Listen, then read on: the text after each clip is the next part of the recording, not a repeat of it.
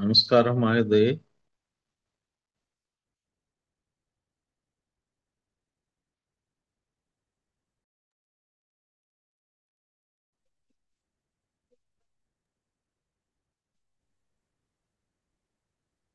सर्वेभ्यो नमो नमः। स्वागतम। महोदय नमस्कारः। नमस्कारः నమస్కారం महोदय। మహోదయ. नमस्ते महोदय नमस्ते नमस्कारः। नमस्कारः महोदय। महोदय नमस्कारः। नमस्ते नमस्कार महोदय। नमस्कार। नमस्ते। प्रथमं प्रार्थनां कुर्मः।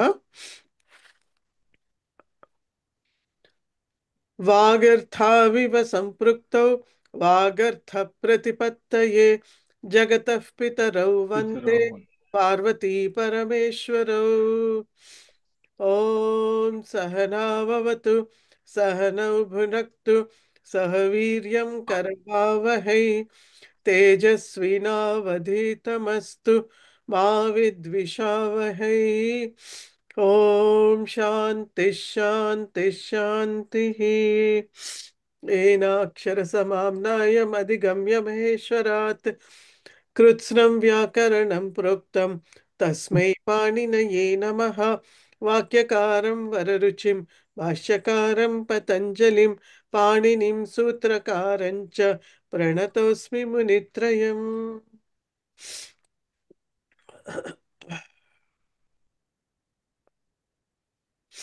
सर्वेभ्यो नमो नमः। स्वागतम्। अद्य प्रवेशवर्गस्य अष्टमकक्षा अस्ति। अद्य वयं पञ्चमपाठस्य अध्ययनं कुर्मः। సో ఇవాళ ప్రవేశవర్గం యొక్క 8వ తరగతి మనం ఇవాళ 5వ పాఠ చదువుతాం. సో 5వ పాఠము పేజ్ నంబర్ వచ్చి 93. Page number 93. సో 5వ పాఠంలో మొదటిగా ఫస్ట్ సూక్తి చదువుతాను వినండి. అందరూ దయచేసి మ్యూట్లో ఉండండి.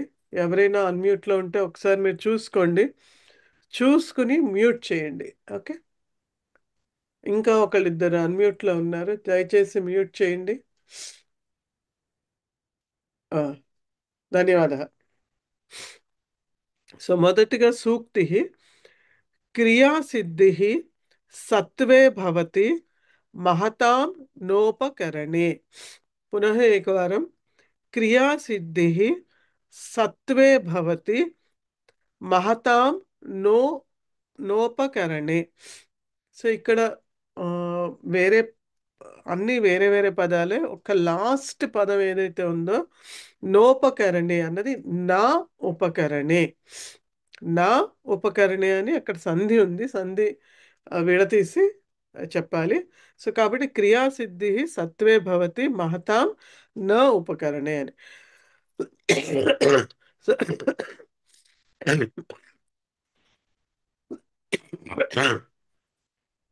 సో క్రియాసిద్ధి అంటే మీరు ట్రావెల్ అంత పాడు చేసుకున్నారండి.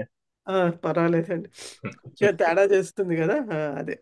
సో క్రియాసిద్ధి అంటే ఏంటంటే ఏదైనా క్రియకి సిద్ధించడం. క్రియ సిద్ధించడం అంటే క్రియకి సంపూర్ణత లభించడం. ఆ క్రియ ఎప్పుడు సిద్ధిస్తుంది అంటే, లేకపోతే ఆ సిద్ధి దేంట్లో ఉంటుంది. భవతి అంటే ఉంటుంది అని.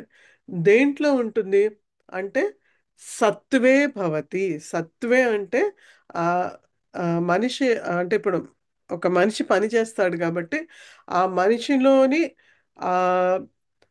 దక్షత బట్టి ఆ కార్యసిద్ధి ఉంటుంది. అంటే ఆ చేసేటటువంటి ఏదైతే క్షమత ఉంటుందో, లేకపోతే ఏదైతే దాని అంటారు కెపాసిటీ ఉంటుందో అది మనిషిలో ఉంటుంది.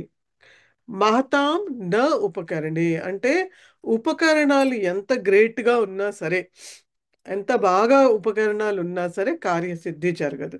ఎగ్జాంపుల్ తీసుకోవాలంటే, ఒకవేళ మీరు ఏదైనా మీ నోట్స్ రాసుకోవడం కానీ, లేకపోతే మీరు ఏదైనా పద్యాలు రాస్తే పద్యాలు కానీ, లేకపోతే కథలు రాస్తే కథలు, ఏదైనా రాయడానికి కావాల్సింది ఏంటి? ఒక మంచి 1000 రూపాయల పెన్ పెట్టి రాస్తే మీరు బాగా రాయగలుగుతారా? లేకపోతే మీలో కనుక ఆ కెపాసిటీ ఉంటే మీరు రాయగలుగుతారా? అది ఎంత 10 రూపాయల పెన్సిల్ అయినా రూ. 1000 పెన్ అయినా ఏదైనా ఉపకరణం ఏదైనా సరే, ఉపకరణం ఎంత బాగా ఉన్నా సరే, మీలో ఏదైతే మీ కెపాసిటీ ఉందో దాన్నే మనం సంస్కృతంలో క్షమత అంటాం. క్షమత అంటే కెపాసిటీ అని. అది మనలో అందరిలోను, మీ అని కాదు, మీ అంటే మన అందరిలోనూ కూడా మన యొక్క కెపాసిటీని బట్టి ఆ కార్యసిద్ధి జరుగుతుంది తప్ప మనం వాడే ఉపకరణాలను బట్టి అక్కడ ఎటువంటి కార్యసిద్ధి జరగదు. ఓకే, సో ఇక్కడ తెలుగులో ఇచ్చింది దానికి, మహాత్ములు చేసే కార్యాలు వారి ప్రభావం చేత, సామర్థ్యం చేత సఫలమవుతాయి, కార్యానికి కావాల్సిన ఉపకరణాల వల్ల కాదు అని. ఓకే, అవగతం వా? అవగతం వా? స్వాగతం మహోదయ్. ఓకే, సమయం. తర్వాత ఇవాళ మనం భాషాభ్యాసం అంటే వ్యాకరణ లో మనం చదివేటటువంటి అంశం ఏంటంటే ఇంపరేటివ్ మూడ్ అంటారు దాన్ని. అంటే ఇది ఎట్లా చెప్పొచ్చు అంటే ఒక ప్రేరణగా మనం చెప్పాలన్నా, లేకపోతే ఒక ఆజ్ఞగా చెప్పాలన్నా. సపోజ్ ఇప్పుడు నేను ఎవరినైనా చెప్పమని అడిగాను అనుకోండి. ఇప్పుడు ఫర్ ఎగ్జాంపుల్ మానస ఉంది, మానసాని జవాబు చెప్పమని నేను సంస్కృతంలో అడగాలి. అప్పుడు నేను ఎలా అడగాలి?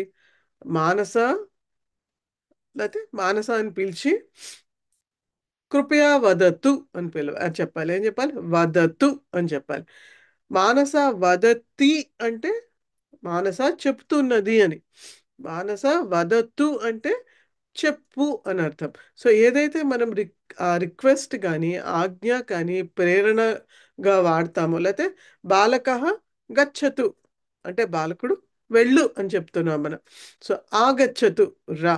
సో ఏదైతే ఇవి చెప్తామో, ఇలా కమాండ్ ఇవన్నీ చెప్తామో, దానికి మనం వాడాల్సినటువంటిది ఏంటంటే దీన్ని ప్రేరణ, ఆజ్ఞ అని మనం దీన్ని పిలుస్తాము. ప్రస్తుతానికి ఇది తెలిస్తే చాలు. మనం తర్వాత దీని యాక్చువల్ పేరేంటి, ఈ ఈ దాని ఏమంటారు, ఈ టెన్స్ అనే మూడ్స్ అంటారు వీటిని ఇంగ్లీష్లో అయితే మూడ్స్. సో ఈ మూడ్కి పేరేంటి అన్నది మనం యాక్చువల్గా తర్వాత తెలుసుకుందాం, 10వ పాఠంలో వస్తుంది అప్పుడు. సో ప్రస్తుతానికి మీరు దీన్ని ప్రేరణ, ఆజ్ఞగా తీసుకోవచ్చు. సో దీంట్లో ఇప్పుడు వాక్యాలు చూస్తే కనుక, బాలః లిఖతు అంటే బాలుడు వ్రాయుగాక, అంటే బాలకుడు రాయి అని చెప్తున్నావు అనమాట నువ్వు. అది బాలకుడు వ్రాయుగాక. సహ వహతు అతడు మోయుగాక. ఏషః ధావతు ఇతడు పరిగెత్తుగాక. గాయకః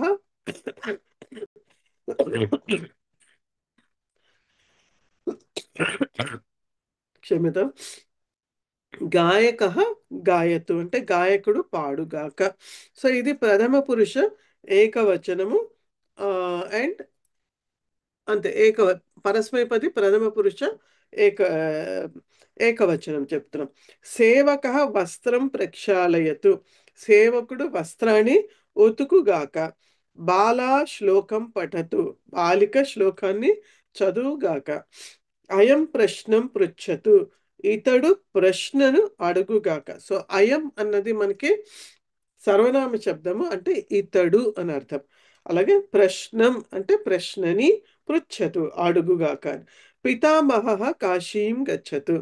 పితామహ అంటే తండ్రి యొక్క తండ్రి అని అర్థము, కాబట్టి తాతగారు అని. సో తాతయ్య కాశీకి వెళ్ళుగాక. నటాహ నృత్యంతు. సో ఇది బహువచనం.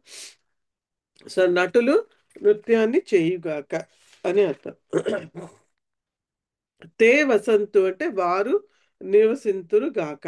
భిక్షుకాహ అటంతు అంటే భిక్షుకులు భిక్షాటన చేయుగాక. వృషభాహ చరంతు ఎద్దులు మేయుగాక. ఛాత్రాహ ప్రశ్నం పృచ్చంతు విద్యార్థులు ప్రశ్నను అడుగుదురు అడుగుదురు గాక. సర్వే గీతం స్మరంతు అంటే అందరూ పాటను గుర్తు చేసుకుందురు గాక. వైద్యాహ ఔషధం యచ్చంతు వైద్యులు ఔషధాన్ని ఇవ్వుగాక అని. మహిళాహ ఆభరణాన్ని పశ్యంతు మహిళలు ఆభరణాలని చూచురు గాక అని.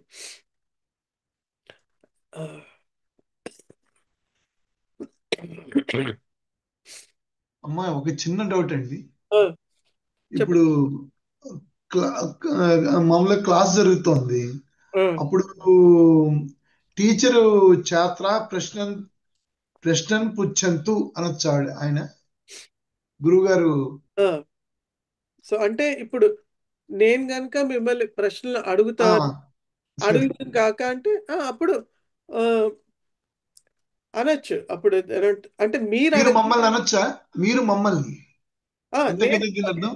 నేను మిమ్మల్ని అడగచ్చు. ఇప్పుడు ఇందాక చెప్పినట్టు ఇప్పుడు రామకృష్ణ గారు ఉన్నారు, నేను ఆయన్ని పిలిచి మహోదయ కృపయా వదతు అనొచ్చు, లేకపోతే ఆ, మహోదయ కృపయా పృచ్చతు అనొచ్చు. పుచ్చతు అనొచ్చు కదా. పృచ్చతు. అంటే ఇప్పుడు మామూలుగా జనరల్ గా మీరు క్లాస్ లో అడగాలనుకోండి, ఆ, ప్రశ్న పుచ్చంతు అని చెప్పి మీరు అనొచ్చు.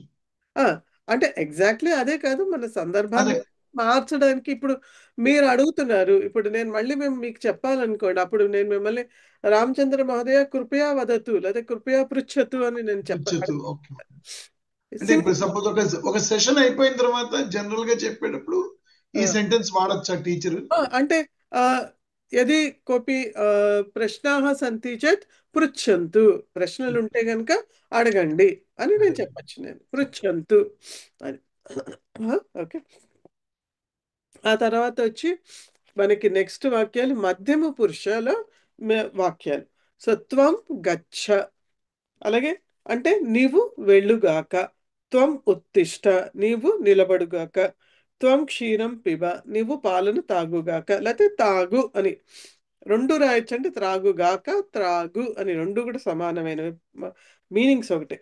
త్వం భిక్షాం యచ్చ, నీవు భిక్షను అడుగు. క్షమదాం, యచ్చ అంటే ఇవ్వు అని. త్వం సత్యం వద, నీవు సత్యాన్ని మాట్లాడు. యూయం వదత, మీరు మాట్లాడండి. సో మీరు యూయం అంటే బహువచనం కదా, మీరు మాట్లాడండి.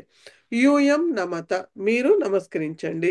యూయం వనం గచ్చత, మీరు వనంకి వెళ్ళండి. యూయం దేవం పశ్యత, మీరు దేవుణ్ణి చూడండి. యూయం వాక్యం లిఖిత, మీరు వాక్యాన్ని వ్రాయండి అని.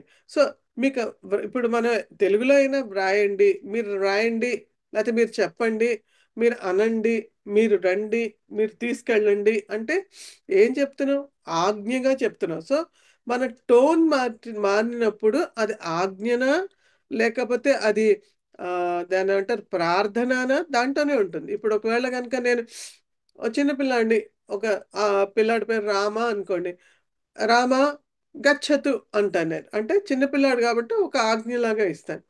అదే చిన్నపిల్లాడిని కూడా రిక్వెస్ట్ చేయొచ్చు, రామ కృపయా గచ్చతు. ఇప్పుడు సో టోన్లో చేంజ్ అవ్వగానే మీకు గచ్చతులో ఏమి తేడా లేకపోయినా అదే రిక్వెస్ట్, అదే దాని ఏమంటారు ఆజ్ఞ కూడా అవుతుంది. సో అదే ఆ, ఆజ్ఞగా వాడచ్చు, అదే ప్రార్థనగా కూడా వాడచ్చు.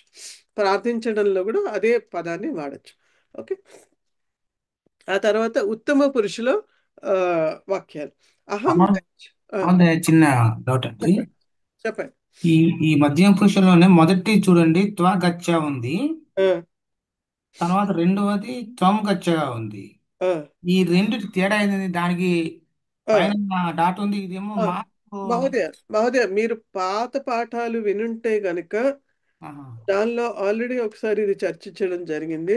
ఓ. అయినా ఈ పాఠంలో కూడా మళ్ళీ ఉన్నాయి దాని గురించి, అప్పుడు చెప్తాను. నెక్స్ట్ పార్ట్లోనే ఈ అనుస్వారం వచ్చినప్పుడు ఎలా రాయాలి అన్నది ఉన్నది, అది చెప్తాను అప్పుడు. ఓకే, ఇది కంప్లీట్ అయిపోయింది. ఓకే. Okay, right. ఆ తర్వాత ఉత్తమ పురుషులు వాక్యాలు చూస్తే అహం వచ్చినప్పుడు ఎలా రూపాలు రావాలి అంటే అహం గచ్చాని, నేను వెళ్ళుగాక. సో ఇంకొకటి గుర్తుపెట్టుకోవాలి మీరు ఏంటంటే, కొన్ని ట్రాన్స్లేషన్స్ చేసినప్పుడు సంస్కృతం నుంచి తెలుగు కానీ ఇంగ్లీష్ కానీ కొంచెం మనకి వినడానికి కొంచెం ఆడ్గా అనిపిస్తాయి, బట్ దాని మీనింగ్ అదే. ఓకే. సో కాబట్టి దాని దీని యొక్క భావం మిగతా వాక్యాల్లో మీకు స్పష్టమైంది కాబట్టి అహం వాడినప్పుడు ఎలా ఉంటుందంటే, అహం గచ్చాని అంటే నేను వెళ్ళుగాక, నాకు నేనే ప్రార్థించుకుంటున్నాను, అయితే నాకు నేనే అనుకుంటున్నాను అని కూడా అనుకోవచ్చు. అహం పత్రం లిఖాని, నేను చిత్రాన్ని వ్రాయుగాక. అహం పాఠం పఠాని, నేను పాఠాన్ని చదువుగాక. వయం పిబామ, మనం తాగుగాక. అలాగే వయం ప్రశ్నం పృచ్ఛామ, మనం ప్రశ్నని అడుగుగాక. వయం గీతం గాయామ, మనం గీతాన్ని పాడుదుము గాక. వయం నగరం గచ్చామ, మనం నగరానికి వెళ్ళుగాక. వయం దేశం రక్షామ, మన దేశాన్ని రక్షించుగాక. వయం గ్రామం ప్రవిశామ, మనం గ్రామాన్ని ప్రవేశించుగాక. వయం దుర్గుణం త్యజామ, మనం దుర్గుణాన్ని త్యజించుగాక.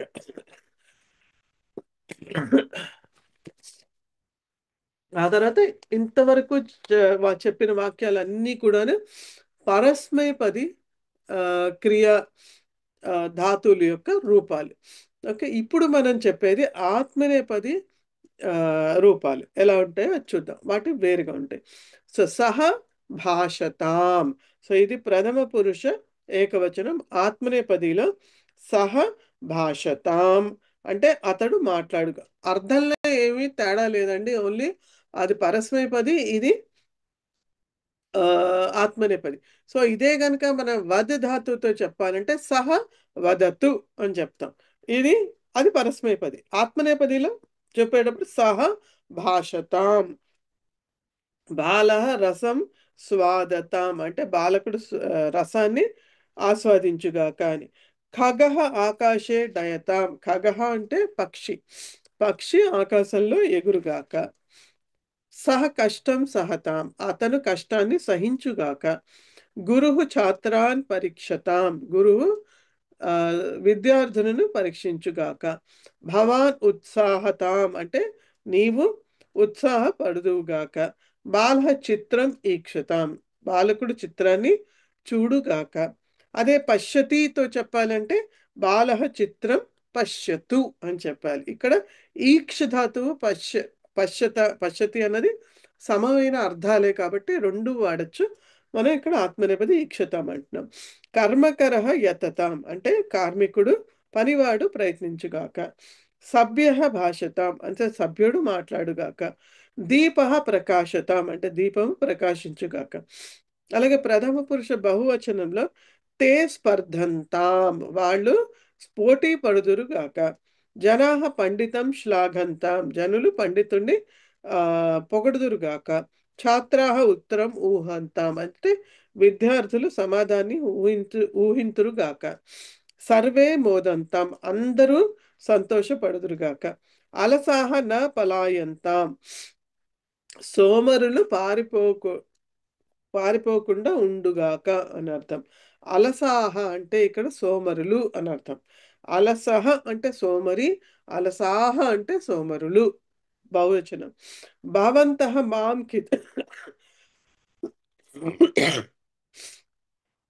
భవంతః మా ఖిద్యంతాం, భవాన్ అన్నది పుల్లింగంలో ఏకవచనంలో నువ్వు అనేటటువంటి అర్థం వస్తుంది. అదే దానికి బహువచనం చెప్పాలంటే భవంతః. సో మనం ప్రీవియస్ పాఠాల్లో చెప్పినప్పుడు భవాన్ కానీ పుల్లింగంలో, భవతి స్త్రీలింగంలో కానీ వచ్చినప్పుడు అర్థం నువ్వు అయినా సరే మధ్యమ పురుష యొక్క క్రియారూపాలు మనం వాడడానికి లేదు, ప్రథమ పురుషులోని ఉన్నటువంటి క్రియాపదాలే వాడాలి. ఓకే, సో ఇందాక మనం త్వం గచ్చ అన్నాం, కానీ ఇక్కడ భవాన్ గచ్చ అని మనం అనలేం. ఎందుకంటే భవాన్ కానీ వాటి బహువచన రూపాలతో లేకపోతే ద్వివచన రూపాలతో కానీ ప్రథమ పురుష యొక్క క్రియారూపాలే వాడాలి. కాబట్టి భవంతః మా ఖిద్యంతాం, మా అంటే ఇక్కడ నో అని అర్థం. ఓకే, సో ఈ మా అన్నది మనము ఎప్పుడు ఏ క్రియారూపాలతో వాడచ్చు అంటే ఇక్కడ ప్రేరణ కానీ ఆజ్ఞలో వాడినప్పుడు మాత్రమే మా అని వాడచ్చు. మామూలు ఇప్పుడు మనం అదేంటారు వర్తమాన కాలము లేకపోతే మనం భూతకాలం చదివాం, ఆ క్రియాపదాలు వాడినప్పుడు మా అని వాడడానికి లేదు. ఇప్పుడు బాలకః మా వదతి అని వాడడానికి లేదు, అక్కడ వాడాల్సింది బాలకః న వదతి అని వాడాలి. మా అని మా సేమ్ మీనింగే, మా అంటే నా అని అర్థం, కానీ మా అని వాడినప్పుడు ఓన్లీ మనం ఇక్కడ మాత్రమే వాడగలము. సో కాబట్టి ఇక్కడ ఏమంటున్నాడంటే భవంతః మా ఖిద్యంతాం, మీరు బాధపడకుండా ఉందురుగాక. మహిళా న లజ్జంతాం, నా అన్నది ఎక్కడైనా వాడచ్చు. అక్కడ వర్తమాన కాలంలో వాడచ్చు, దాని ఏమంటారు భూతకాలంలో వాడచ్చు, ఇక్కడ కూడా వాడచ్చు. రెస్ట్రిక్షన్ ఓన్లీ మా అన్నటువంటి వర్డ్కి మాత్రమే. ఓకే, సో మహిళాహ నా లజ్జంతాం అంటే స్త్రీలు సిగ్గుపడకుండా ఉందురుగాక. కార్యాన్ని వర్ధంతాం కార్యాలు పెరుగుగాక. భవంత్యః న త్వర్యంతాం అంటే మీరు ఇక్కడ భవంత్యః భవత్యః, సో భవతీ ఏకవచనం స్త్రీలింగము, భవత్యః స్త్రీలింగము బహువచనం. సో ఇక్కడ మీరు అని బ్రాకెట్స్ లో అందుకనే స్త్రీలు స్త్రీ అని ఇచ్చారు. సో మీరు తొందరపడకుండా ఉందురుగాక అని. త్వర్యంతాం అంటే తొందరపడ్డామని. ఛాత్రాహ పునః యతంతాం విద్యార్థులు మళ్ళీ ప్రయత్నింతురుగాక అని.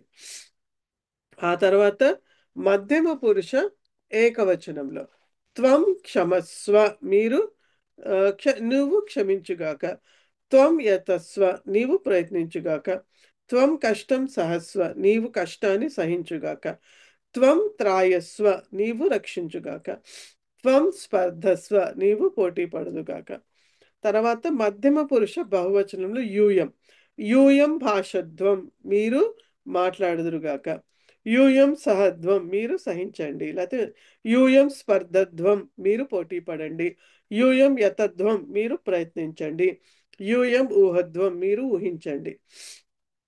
ఆ తర్వాత ప్రేరణ ఉత్తమ పురుషుల ఏకవచనంలో అహం వందై నేను నమస్కరింతునుగాక. అహం భాషే నేను మాట్లాడుదునుగాక. అహం సహే నేను సహింతునుగాక. అహం ఊహై నేను ఊహింతునుగాక. అహం యతై నేను ప్రయత్నించునుగాక. అలాగే ఉత్తమ పురుషుల బహువచనంలో వయం భాషా మహై అంటే మనము లేకపోతే మేమందరము మాట్లాడదాము గాక. వయం వందామహే అంటే మేము నమస్కరించము గాక. వయం ఈక్షామహే మనము చూడదుము గాక. వయం కష్టం సహామహే అంటే మనం కష్టాన్ని సహించము గాక. వయం పరీక్షామహే అంటే మనం పరీక్షించుదుము గాక అని. ఓకే,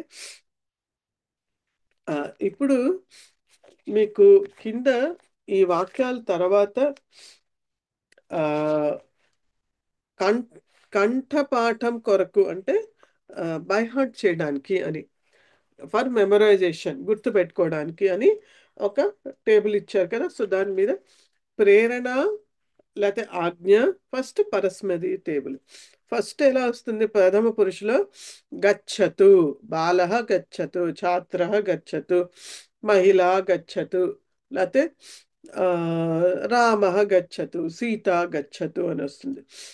అలాగే ద్వివచనంలో గచ్చతాం, బాలకౌ గచ్చతాం, బాలికే గచ్చతాం, ఛాత్రౌ గచ్చతాం.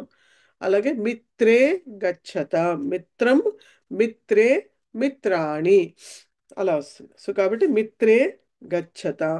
తర్వాత బహువచనంలో బాలాః గచ్చంతు, బాలికాః గచ్చంతు, మహిళాః గచ్చంతు,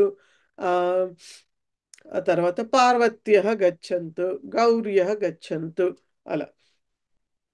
అలాగే మధ్యమ పురుషులు ఏకవచనంలో గచ్చ, త్వం గచ్చ, త్వం పఠ, త్వం లిఖ, త్వం ఆగచ్చ, త్వం వద అలా వస్తుంది.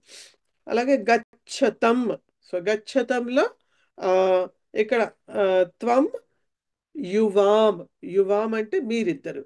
సో యువాం గచ్చతం, అంతే, దానికి వేరే ఏం లేదు. యువాం గచ్చతం, యువాం వదతం, యువాం పృచ్ఛతం, యువాం వదతం అట్లా.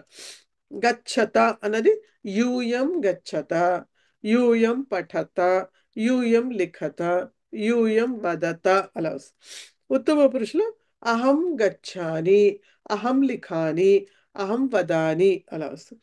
గచ్చావ, సో అహం ఆవాం, సో ఆవాం గచ్చావ, ఆవాం వదావ, ఆవాం లిఖావ అలా వస్తుంది. గచ్చామ, వయం గచ్చామ, వయం ఆగచ్చామ, వయం వదామ, వయం లిఖామ అలా.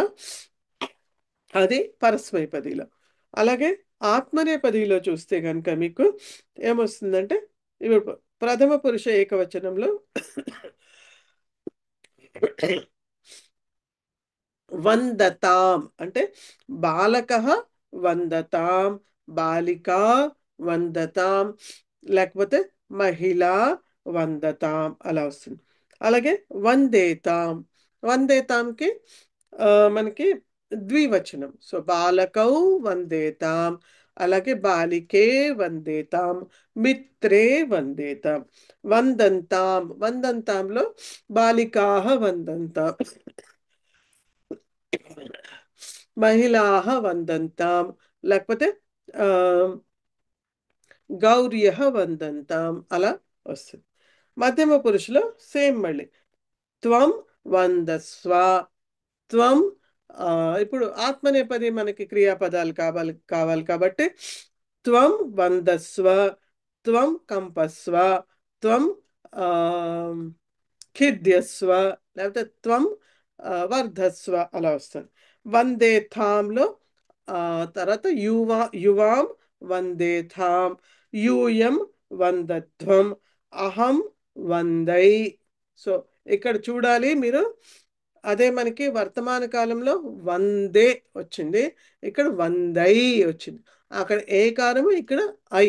సో ఆ డిఫరెన్స్ ఉంది, గుర్తుపెట్టుకోవాలి. అహం వందై, ఆ తర్వాత ఆవాం వందావహై, ఆ తర్వాత వయం వందామహై. ఓకే, సో ఇక్కడ వరకు ఏమైనా డౌట్స్ ఉంటే అడగచ్చండి.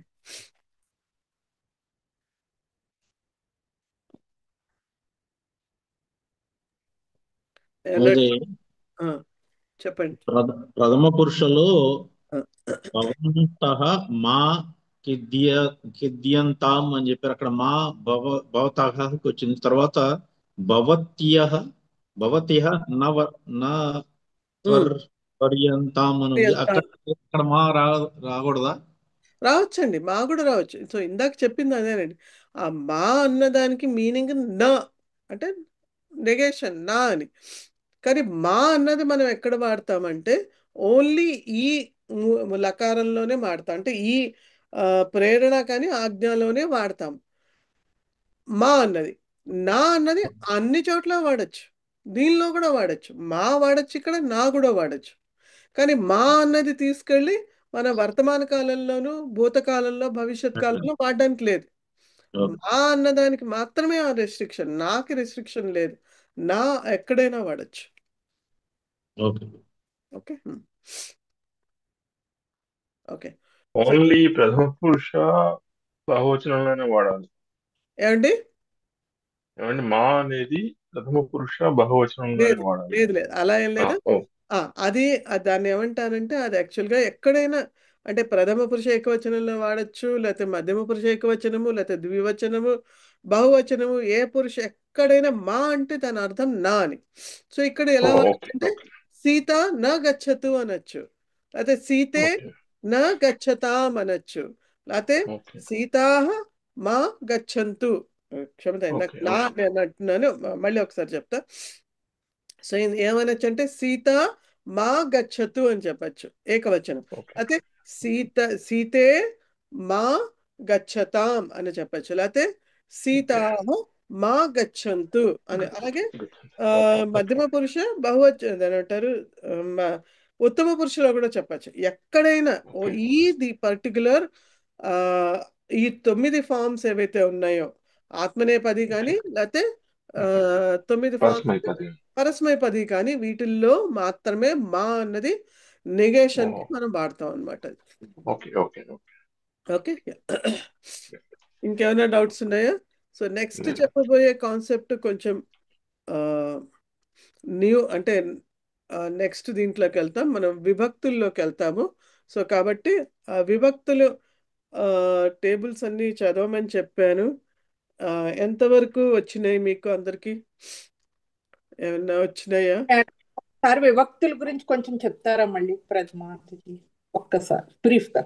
ఆల్రెడీ ఒకసారి క్లాస్ లో చెప్పడం జరిగింది కదా, ఆ వీడియో ఒకసారి వినండి, దాంట్లో చాలా ఎలాబొరేట్ గా ఉంది. ఓకే, సో ఇప్పుడు నేను ప్రశ్న అడుగుతున్నాను, ఇప్పుడు మీరు నన్ను చెప్పమని మళ్ళీ అడగకూడదు, ఆల్రెడీ చెప్పిన దాన్ని. సో నేను అడిగిన ప్రశ్న ఏంటి, మీరు అందరూ చదివారా, మీకు వచ్చిందా అని అడిగాను. ఎక్కడ గొంగలు అక్కడ ఉన్నట్టు. రావడం కన్నా అర్థమైందండి కొంతవరకు. అర్థమైంది. Very good. ఓకే. కొంతవరకు రామ టు సమ్ శబ్దం ఎక్స్టెంట్. మాత్రం వచ్చిందండి. రామ శబ్దం వచ్చింది. ఓకే. సో ఇక్కడ ఇక్కడ ఇంపార్టెంట్ ఏంటంటే అండి, వచ్చిందా రాలేదా అని కాదు, ప్రయత్నం జరిగిందా లేదా అన్నది ఇంపార్టెంట్. సో ఇవాళ మీరు ఇలా ప్రయత్నం చేస్తూ ఉంటే ఇవాళ కాకపోతే నెల రోజుల తర్వాత వస్తుంది, బట్ ప్రయత్నం రోజు చేస్తున్నారా లేదా అది ప్రశ్న. అంటే కొంచెం తెలుగుతో కంపేర్ చేసుకుని కొద్దిగా అర్థం చేసుకున్నాము. ఓకే. తెలుగు గ్రామర్ బుక్ కూడా దగ్గర పెట్టుకుని టు సమ్ ఎక్స్టెంట్ అర్థమైంది. అంటే కంపాటబిలిటీ ఉన్న విభక్తుల దగ్గర మాకు అర్థమైంది. పర్వాలేదు, బట్ ఇట్ టేక్స్ టైం. అంత మాత్రం అర్థమైతే చాలండి. ఎందుకంటే మనం ఒక్కొక్క లెసన్లో చెప్పినప్పుడు మళ్ళీ దాని గురించి గా ఎలాగో చెప్పుకుంటాం. సో కాబట్టి నేను చదవమని ఎందుకు చెప్పానంటే మీరు ఫెమిలియర్ అవుతారు. ఇప్పుడు మనం చేసే నెక్స్ట్ పార్ట్ ఏదైతే ఉందో ఆ వాక్యాలు చదివినప్పుడు అట్లీస్ట్ మీకు ఏంటంటే ఓహో ఎక్కడో ఇది చదివాను, నేను అక్కడ చదివి ఉంటాను అని కొంచెం మీకు అర్థమవుతుంది. అందుకని మిమ్మల్ని చదవమని చెప్పాను, ఈ పాఠానికి ముందర చదవమని చెప్పాను.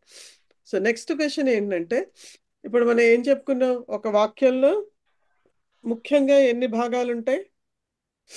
ఎవరైనా ఒక్కళ్ళు చెప్పండి చాలు, చెయ్యొద్దండి, నేను అడుగుతాను. కర్త కర్మ క్రియ 3 ఉంటాయి. కర్త కర్మ క్రియ ఉంటాయి.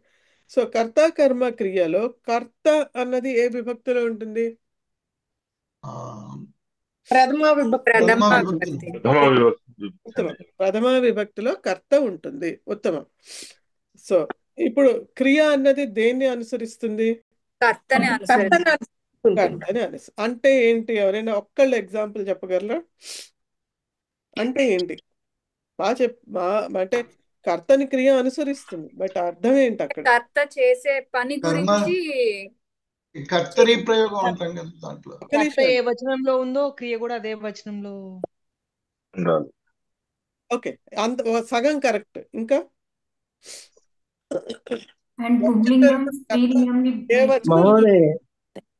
క్రియాపదం కర్తరి వాక్యంలో కర్తని అనుసరిస్తుంది. మహోదయ, నేను అది అడగలేదండి.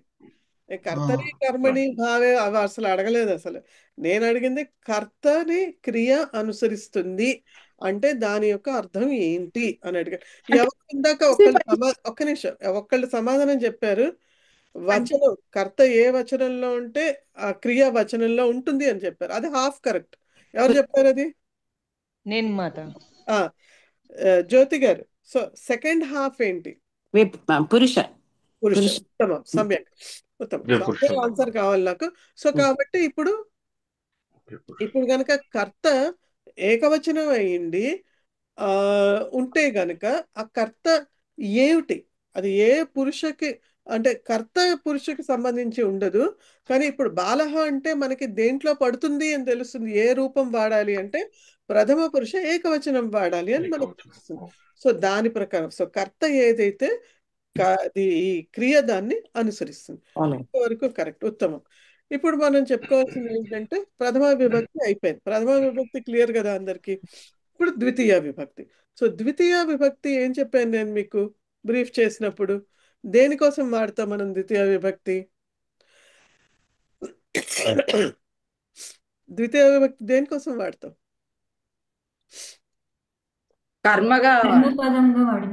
కర్మపదంగా వాడతాం. కర్మపదం అంటే ఏంటి? కర్మ అంటే ఆబ్జెక్ట్. వేరే భాషలో చెప్పారు అంతే, దాని మీనింగ్ ఏంటని కర్మపదంగా అంటే క్రియ యొక్క ఎఫెక్ట్, ఎవరైతే ఎఫెక్ట్ అవుతారో అంటే కరెక్ట్. సమ్యక్ మాధవ్, అంటే రామ పుస్తకం పఠతి అని ఉంది అనుకోండి, పుస్తకం కర్మ కదా. కర్మ, అవును, కరెక్ట్. సో ఇప్పుడు కర్త మనకి తెలుసు పనిచేసేవాడు అని, క్రియ మనకి తెలుసు పనిని సూచించేది, అది ఏ పని అన్నది సూచించేది. సో కర్త తెలుసు, క్రియ తెలుసు.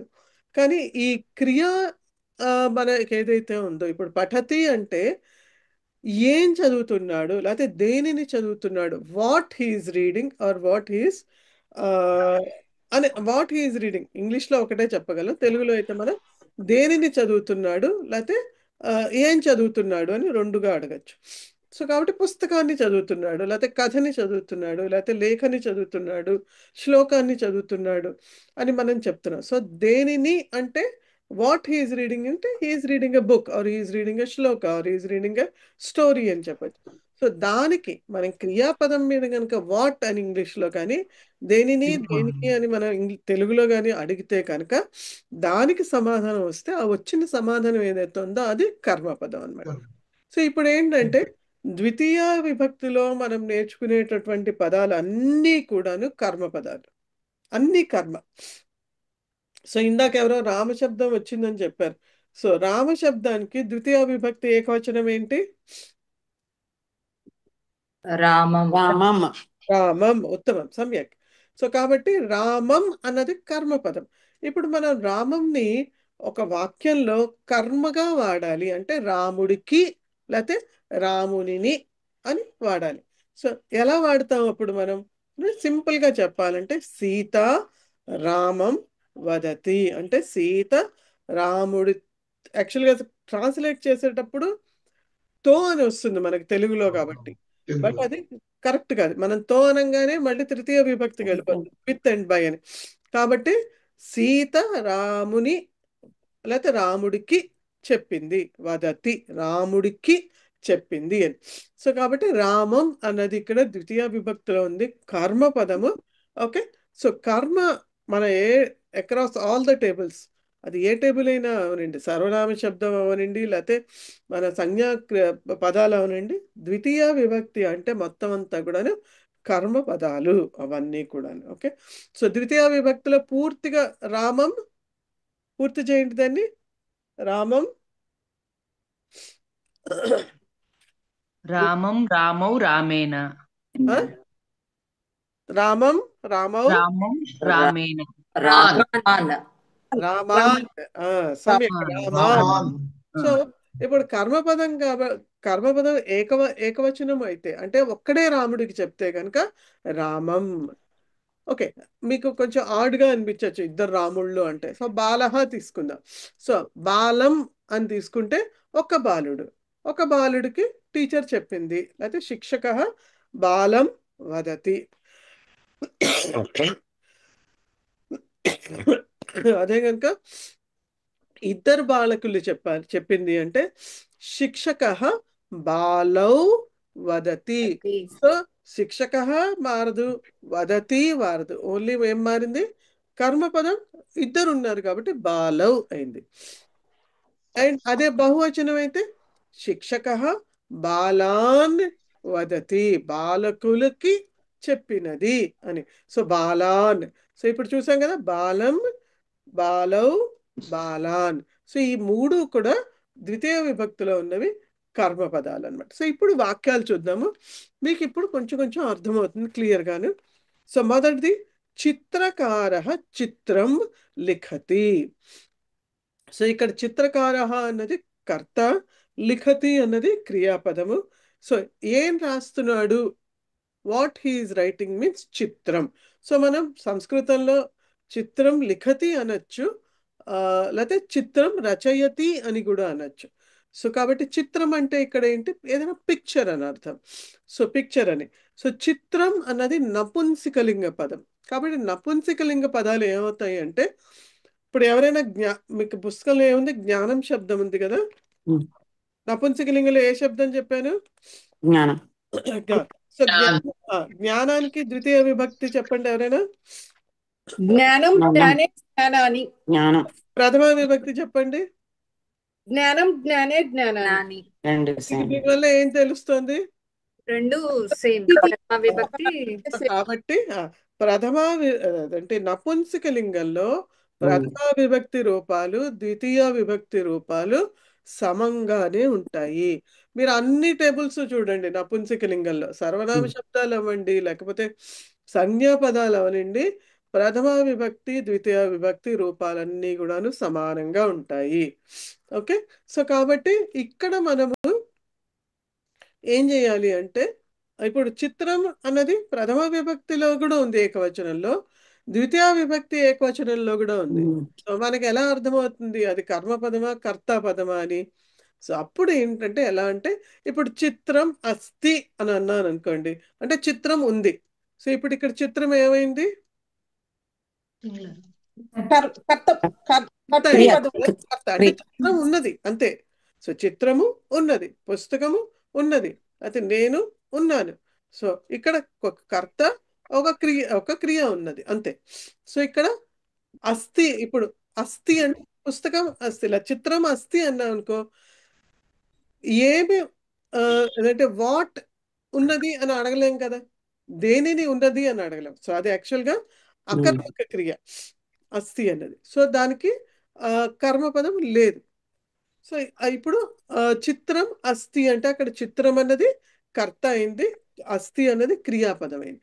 ఇప్పుడు ఈ వాక్యంలో చిత్రకార చిత్రం లిఖతి అంటే లిఖతి క్రియాపదం కాబట్టి దాని మీద ప్రశ్న వేస్తే వాట్ హీఈస్ రైటింగ్ అంటే హీఈస్ రైటింగ్ అ చిత్రం ఆర్ ఎ పిక్చర్. సో దేనిని రాస్తున్నాడు అంటే చిత్రాన్ని రాస్తున్నాడు. కాబట్టి ఇక్కడ చిత్రం అన్నది కర్మపదం అయింది, అందుకని ద్వితీయ ఏకవచనంలో ఉన్నది అది. ఓకే, సో అలా ఈ నపుంసకలింగం వచ్చినప్పుడు ఆ కన్ఫ్యూజన్ కొంచెం ఉంటుంది, అది ఇలా క్లియర్ చేసుకోవచ్చు. రెండవ వాక్యము తక్షక కాష్టం తక్షతి. సో తక్షక అంటే కార్పెంటర్, కాష్టం అంటే మీకు దాని ఏమంటారు వుడ్ అని అర్థం. ఓకే, సో దాన్ని, సో కాష్టం అన్నది కూడా అంటే నపుంసకలింగ పదమే, ఇక్కడ కర్మపదం కాష్టం తక్షతి అంటే దాన్ని కార్పెంటరీ వర్క్ చేస్తున్నాడు. కపయ తరూన్ ఆరోహంతి, కపయ కపిహి కపయ. సో ఎవరైనా హరి శబ్దం చదువుంటే హరిహి ఏకవచనము, దాని బహువచనము హరయ. సో హరయ కపయ అంటే కోతులు అని అర్థం. కపిహి అంటే ఒక కోతి, కపయ అంటే ఎక్కువ కోతులు. సో ఎక్కువ కోతులు ఏం చేస్తున్నాయి, ఆరోహంతి ఎక్కుతున్నాయి. దేనిని, తరూన్. సో తరూన్ ఎలా ఉంది వర్డ్,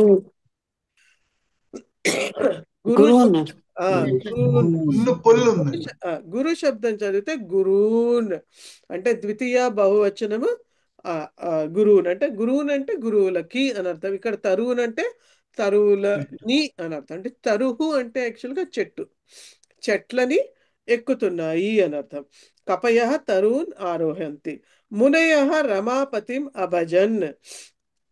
సో మునిహి మునయ, ఇక్కడ కూడా హరి శబ్దం లాగానే మునిహి మునయ. సో మునులు ఏం చేస్తున్నారు, అభజన్. అభజన్ అన్నది పాస్ట్ టెన్స్, ఇది పాస్ట్ టెన్స్ బహువచనం. మన లాస్ట్ పాఠంలో నేర్చుకున్నాం కదా, అపఠన్ అలిఖన్, అలాగే అభజన్. సో కాబట్టి వాళ్ళు ఆ మునులు భజిస్తున్నారు ఎవరిని, రమాపతిం. సో రమాపతిహి అన్నది ఏకవచనము, ప్రథమ విభక్తి ఏకవచనము. రమాపతిం అన్నది ద్వితీయ ఏకవచనం అది. సో రమాపతి అంటే ఎవరు, సత్యనారాయణ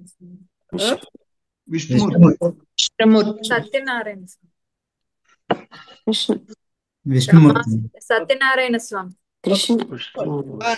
ఆమె రమాదేవి యొక్క పతిని ప్రార్థిస్తున్నారు అని. సత్యనారాయణ స్వామి కదా మహోదయ, రమా సహిత సత్యనారాయణ స్వామి అంటారు. Okay, correct. ఓకే, సో కాబట్టి ఆయనని ప్రార్థిస్తున్నారు లేదా భజిస్తున్నారు అని. శిశవ శబ్ద రూపావళిం పఠంతి. సో శిశవ, శిశు ఇది కూడా గురు శబ్దం లాగానే. శిశవ గురుహు ఏకవచనం అయితే గురవ బహువచనం. శిశు శిశవ అంటే శిశువులు అని అర్థం. పఠంతి శిశవ పఠంతి, శిశువులు చదువుతున్నారు. దేనిని, శబ్ద రూపావళిం. శబ్దం అంటే శబ్దము అంటే ఒక వర్డ్ అని, రూపావళిం. సో ఇప్పుడు మనం ఏదైతే విభక్తి టేబుల్స్ అంటున్నామో అది రూపావళిహి. సో రూపావళిహి అంటే, ఆవలిహి అంటే ఏంటి అర్థం అంటే లిస్ట్, ఒక టేబుల్ అని అర్థం, లిస్ట్ అని అర్థం. సో ఆవలి అని ఈకారాంత స్త్రీలింగ పదము కూడా ఉంది. ఆవలిహి, ఆవలి అని ఇకారాంత స్త్రీలింగ పదం, రెండు కూడా స్త్రీలింగ పదాలే. సో ఆవలిహి అన్నది స్త్రీలింగ పదం, ఇక్కడ ఆవలిం అనేది ద్వితీయ ఏకవచనం. కాబట్టి వాళ్ళు ఆ శబ్ద రూపావళిని చదువుతున్నారు అని. కవయ పద్మాని లిఖంతి. కవులు ఏం చేస్తున్నారు, కవిహి కవయ పద్మాని పద్యాన్ని క్షమతాం పద్యాన్ని లిఖంతి. సో వాళ్ళు రాస్తున్నారు. దేనిని రాస్తున్నారు? పద్యాలని రాస్తున్నారు. సో పద్యం అన్నది నపుంసకలింగ పదము. పద్యాని జలం జలాని, జ్ఞానం జ్ఞానాన్ని లాగా పద్యం పద్యాని పద్యాలని వ్రాస్తున్నారు. ధీరాహ గిరీన్ ఆరోహంతి. ధీరులు కొండలను ఎక్కుతున్నారు. ఎక్కుతున్నారు. దేనిని ఎక్కుతున్నారు అంటే పర్వతం. గిరిహి అంటే పర్వతము, గిరీన్ అంటే పర్వతాల్ని ఎక్కుతున్నారు అని. శత్రవః నగరీం ఆక్రామంతి. సో శత్రువులు, శత్రవః బహువచనం. నగరీం నగరీ. సో ఈ నగరీం అన్నది, నగరీ అన్నది స్త్రీలింగ పదము. దానికి ద్వితీయ ఏకవచనము నగరీం. నగరం అని ఒకటి నపుంసకలింగ పదం కూడా ఉంది. అర్థం సేమే. నగరీ అన్నా నగరం అన్నా కూడా రెండు అర్థాలు ఒకటే. కానీ నగరం అన్నది నపుంసకలింగ పదము, నగరీ అన్నది స్త్రీలింగ పదం. సో నగరంకి ద్వితీయ ఏకవచనం నగరమే అవుతుంది, నపుంసకలింగం కాబట్టి. నగరీ స్త్రీలింగానికి నగరీం అవుతుంది. సో కాబట్టి శత్రవః నగరీం ఆక్రామంతి అంటే శత్రువులు నగరాన్ని ఆక్రమిస్తున్నారు అని. ఛాత్రాహ గురువున్ అపృచ్చన్. విద్యార్థులు గురువులని అడుగుతూ ఉన్నారు. అప్రోచన్ అంటే పాస్ట్ టెన్స్ కదండి? అవును, క్షమత. అపృచ్చన్ అంటే అడిగారు అని, క్షమత. ఓకే. గురవః ఉత్తరాణి అవదన్. గురువులు జవాబులు చెప్పారు అని. ఉత్తరం ఉత్తరాణి. సీత మణీన్ అయచ్చత్. సో మణిహి మణీన్. సో మణిహి అన్నది పుల్లింగ శబ్దము, దానికి ద్వితీయ బహువచనము మణీన్ అయచ్చత్ అంటే ఇచ్చారు అని. అంగనాహ శ్లోకాన్ గాయంతి. అంగనాహ అంటే అంగనః. అంగన అంటే స్త్రీలింగ పదము, అంటే మహిళ పదము అక్కడ. అంగనాహ అంటే మహిళలు ఏం చేస్తున్నారు? పాడుతున్నారు. దేనిని పాడుతున్నారు అంటే శ్లోకాలని. శ్లోకః పుల్లింగం. ఓకే. శ్లోకాన్ అన్నది ద్వితీయ బహువచనం. శృతయః ధర్మం బోధయతి. శృతులు ఏం చేస్తాయి? ధర్మాన్ని బోధిస్తాయి. సో ధర్మః ధర్మం. సో ధర్మః అన్నది కూడా పుల్లింగ పదము, ధర్మం అనేది ద్వితీయ ఏకవచనం. కుమారి అతిథీన్ పృచ్చతి. కుమారి అన్న ఆమె అతిథి పుల్లింగ పదము, అతిథీన్ అన్నది ద్వితీయ బహువచనం. తరుణ్యః శాలాం ప్రవిశంతి. తరుణి. తరుణి స్త్రీలింగ ఇకారాంత పదము, దానికి బహువచనము తరుణ్యః.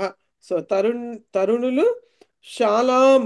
శాలా అంటే ఏదైనా ఒక ప్రదేశం, పాఠశాల అంటాం, లేకపోతే పాకశాల అంటాం. సో ఈ శాల అంటే అర్థం ఏంటంటే ఏదైనా ఒక ప్లేస్ అన్నమాట. సో కాబట్టి శాలాం ఆ ప్లేస్లోకి దేన్ని వాళ్ళు ప్రవేశించారు అంటే ఆ స్థలంలోకి ప్రవేశించారు. కాబట్టి శాలాం. శాలా ప్రథమ ఏకవచనము, ద్వితీయ ఏకవచనం వచ్చి శాలాం. సమితి అనుమతిం అయచ్చత్. సో సమితి అంటే ఏదైనా ఒక సంఘటన, ఒక గ్రూప్ అనే అర్థము. సమితి అంటాం కదా. సో అనుమతిం. సో పుల్లింగ పదము అనుమతి అన్నది, దానికి ద్వితీయ ఏకవచనం అనుమతిం అయచ్చత్. ఆ తర్వాత వ్యాఘ్రః వనం అధితిష్టతి. సో వ్యాఘ్రః అంటే టైగ్రస్ అని అర్థం, టైగర్ అని అర్థము. సో టైగర్ వనం అధితిష్టతి. అధితిష్టతి అంటే ఉన్నది అని అర్థం. సో లాస్ట్ టైం ఎక్కడో ఒక సందర్భం వచ్చినప్పుడు క్లాస్లో మనం తిష్టతి వసతి అన్నప్పుడు కుత్ర వసతి అంటే వనే తిష్టతి, లేకపోతే వనే వసతి, గృహే తిష్టతి, లేకపోతే గృహే వసతి అని. గృహే వనే ఇవన్నీ కూడా ప్లేస్ ఎక్కడా అని అడిగినప్పుడు మనం సప్తమి విభక్తి వాడాలి యాక్చువల్గా అయితే. కానీ ఎప్పుడైతే ఈ పదాలకి మనము ముందర అధి అని చేరుస్తామో అప్పుడు అక్కడ ద్వితీయ విభక్తి వాడాలి. సో కాబట్టి అధితిష్టతి అని ఉంది కాబట్టి ఎక్కడ ఉన్నది, ప్రశ్న అదే, ఎక్కడ అనే ఉంది. ఎక్కడ వ్యాఘ్రం ఉన్నది అంటే వనంలో అని మనం మామూలుగా తెలుగులో అయితే చెప్తాం, కానీ వనం అని ద్వితీయ విభక్తి వాడాలి. వనం అది తిష్టతి, ఇది రూల్. సో కాబట్టి నాకు ఇది తెలుగులో మీకు విభక్తిలో ఇవన్నీ ఉన్నాయా లేదా అని నాకు తెలీదు. అందుకనే మీరు కంపేర్ చేసుకునేటప్పుడు కొంచెం ఎక్కువ ఉంటుంది సంస్కృతంలోనే, అందుకనే అప్పుడు చెప్పాను. సో ఇదే అన్నమాట, ఎక్కువ ఉండడం అంటే ఈ కొన్ని రూల్స్ ఏవైతే ఉన్నాయో కొంచెం ఇవి డిఫరెంట్గా ఉంటాయి. సో అధి అని వచ్చినప్పుడు ఏదైనా క్రియాపదానికి ముందర దానిని మీద ప్రశ్న వేసినప్పుడు దానికి వచ్చేటటువంటి ఆన్సర్ ఏదైతే ఉందో అది ద్వితీయ విభక్తిలో ఉండాలి, కర్మపదంలాగా ఉండాలి. కాబట్టి వ్యాఘ్రః వనం అధితిష్టతి. సో వనం అన్నది నపుంసకలింగ పదమే యాక్చువల్గా అవడానికి. సో ప్రథమ ద్వితీయాల్లో సమాన రూపాలు ఉంటాయి, కానీ మనం ఇక్కడ అది ద్వితీయ విభక్తి అని అర్థం చేసుకోవాలి. అలాగే విష్ణు క్షీరాబ్ధిం అధితిష్టతి. సో ఇప్పుడు విష్ణువు ఎక్కడ ఉంటాడు అంటే క్షీరాబ్దిలో ఉంటాడు అంటే సప్తమి అని చెప్పాలి, కానీ అధితిష్టతి అని అన్నాం కాబట్టి ఇక్కడ క్షీరాబ్ధి అన్నది ప్రథమ విభక్తి అయితే దానికి ద్వితీయ విభక్తి వచ్చి క్షీరాబ్ధిం. ఓకే, సో క్షీరాబ్ధిం వాడాలి మనం, ద్వితీయ అధి వచ్చింది కాబట్టి. పార్వతి కైలాసగిరిం అధివసతి.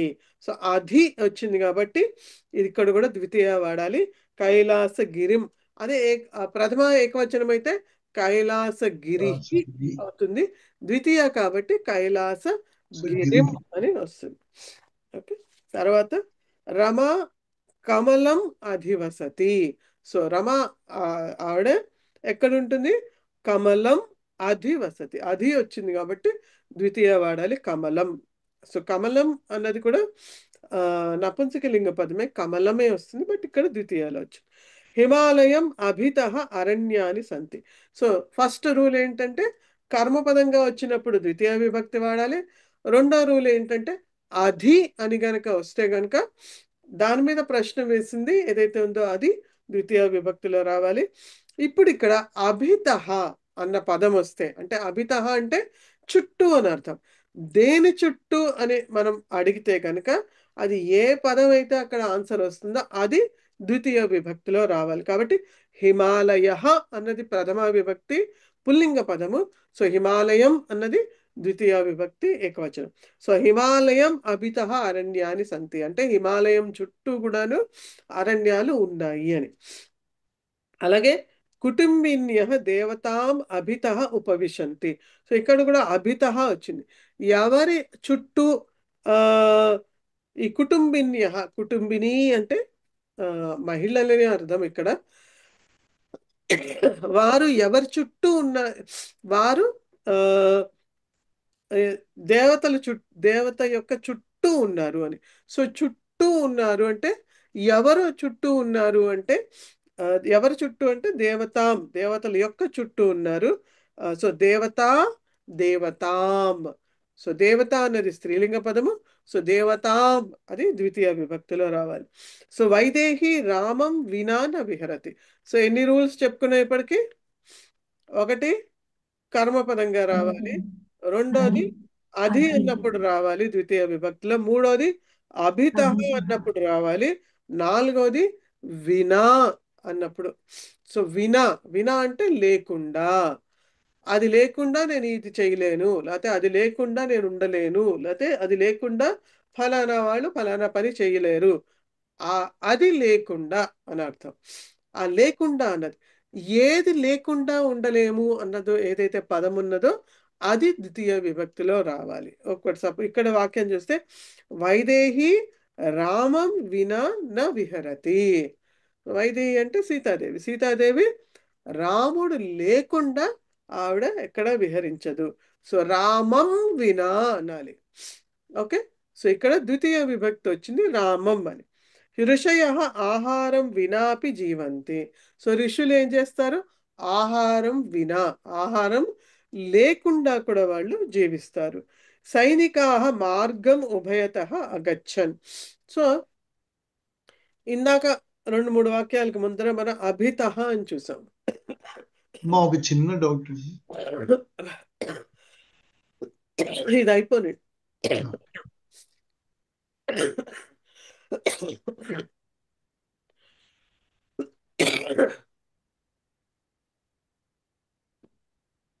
సో ఎక్కడైతే అభితః సో అభితః అంటే ఏంటంటే అభితః తర్వాత ఉభయతః లేకపోతే పరితః అని కొన్ని వర్డ్స్ ఉన్నాయి. ఈ వర్డ్స్ వచ్చినప్పుడు మనకి ఇవి వేటి చుట్టూ అని అంటామో అవి ద్వితీయ విభక్తిలో రావాలి. సో ఇందాక అభితః అన్నప్పుడు హిమాలయం అభితః అన్నాం, లేకపోతే దేవతాం అభితః అన్నాం. అలాగే ఇప్పుడు ఉభయతః, ఉభయతః అంటే రెండు వైపులా అని అర్థం. సో ఇప్పుడు ఏమంటున్నాడు, సైనికాః మార్గం ఉభయతః అగచ్చన్, సైనికులు మార్గానికి. సో మార్గ అన్నది పుల్లింగ పదము. సో మార్గ పుల్లింగం అయితే దానికి ద్వితీయ ఏకవచనం వచ్చి మార్గం. సో మార్గం ఉభయతః, మార్గానికి ఇరువైపులా రెండు వైపులా కూడా సైనికులు వచ్చారు అని. నార్యః గృహం ఉభయతః మార్జయంతి. సో నారీ నార్యః, నారీమణులు గృహానికి రెండు వైపులా కూడా బాగు చేస్తున్నారు, శుభ్రపరుస్తున్నారు. సో గృహం అన్నది నపుంసకలింగ పదమే కాబట్టి గృహం ప్రథమ ఏకవచనంలోనూ అదే రూపము, ద్వితీయలో కూడా అదే రూపం కాబట్టి ఇక్కడ ద్వితీయ కింద మనం చూసుకోవాలి. కాబట్టి ఉభయతః అని. ఓకే, ఇప్పుడు చెప్పండి ఏంటి డౌట్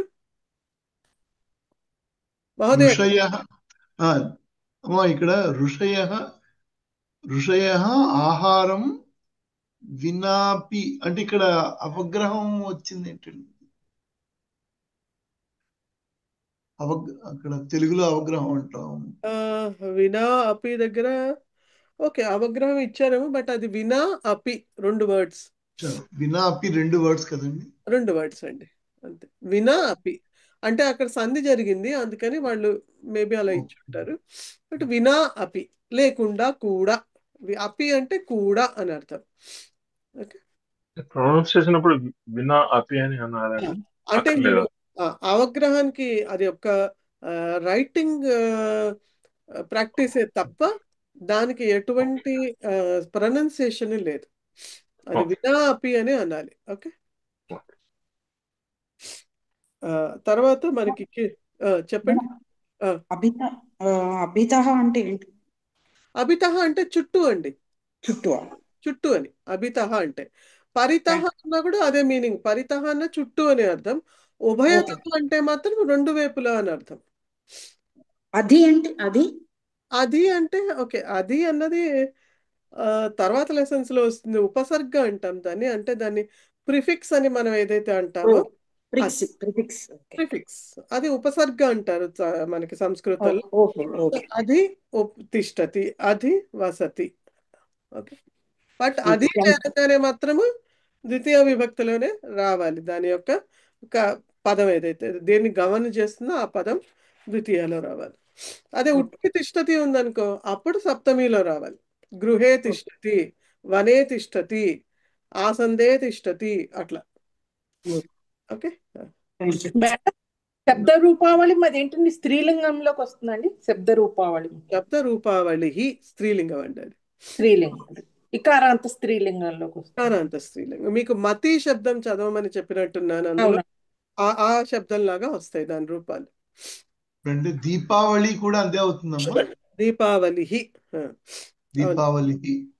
అందుకనే మీరు చూస్తే కొన్ని చోట్ల దీపావళి అని రాస్తారు, కొన్ని చోట్ల అంటే దీపావళి అని ఇకారాంతం రాస్తారు, కొన్ని చోట్ల దీపావళి అని ఇకారాంతం రాస్తారు. సో రెండు ఉన్నాయి, రెండు కరెక్టే. రెండు స్త్రీలింగ బహువచనం కింద వస్తుంది ఏమండి? రెండు స్త్రీలింగ బహువచనం అని చెప్పారు కదా, శబ్ద రూపావళి బహువచనం అని చెప్పలేదండి, ద్వితీయ విభక్తి ఏకవచనం అని చెప్పి. ఓకే. మళ్ళీ అభజన్ కి అది ధాతువు ఏమొస్తుందండి? భజతి అని అండి. భజ్ ధాతు, భజ్ భజతి అంతే. భజతి కరెక్ట్, భజతి పరస్మైపదే భజతి. ఓకే, క్లియర్ అండి ఇప్పుడు దీంతో? ఓకే, సో తర్వాత కింద మీకు ద్వితీయ విభక్తి రూపాణి అని ఇచ్చారు. సో అద్వితీయ విభక్తి రూపాన్ని ఆల్రెడీ మనం ఇవన్నీ డిస్కస్ చేసాము. అయినా మీరు ఒకసారి చూడండి. అకారాంత పుల్లింగంలో రామ శబ్దము. సో ఇక్కడ మీకు ఇక్కడ మాత్రం మీకు ఓన్లీ ఏకవచనము బహువచనమే ఇచ్చారు. బట్ నేనేం చెప్తానంటే మీరు 11వ పాఠంలో ఉన్నటువంటి విభక్తి రూపాలు అవి చదవండి. ఎందుకంటే వాటిలో ద్వివచనం కూడా ఉంటుంది కాబట్టి అది ఇంపార్టెంట్. అది ఇక్కడ జస్ట్ ఓన్లీ రెండే ఇచ్చారు, ఏకవచనం బహువచనం. సో రామం రామాన్, వనం వనాని, అది ఆకారాంత పుల్లింగం కానీ నపుంసకలింగం కానీ. అదే ఆకారాంత స్త్రీలింగం అయితే రమాం రమాహ. అలాగే ఇకారాంత పుల్లింగం అయితే హరిం హరీన్. అదే స్త్రీలింగం అయితే మతిం మతీహి.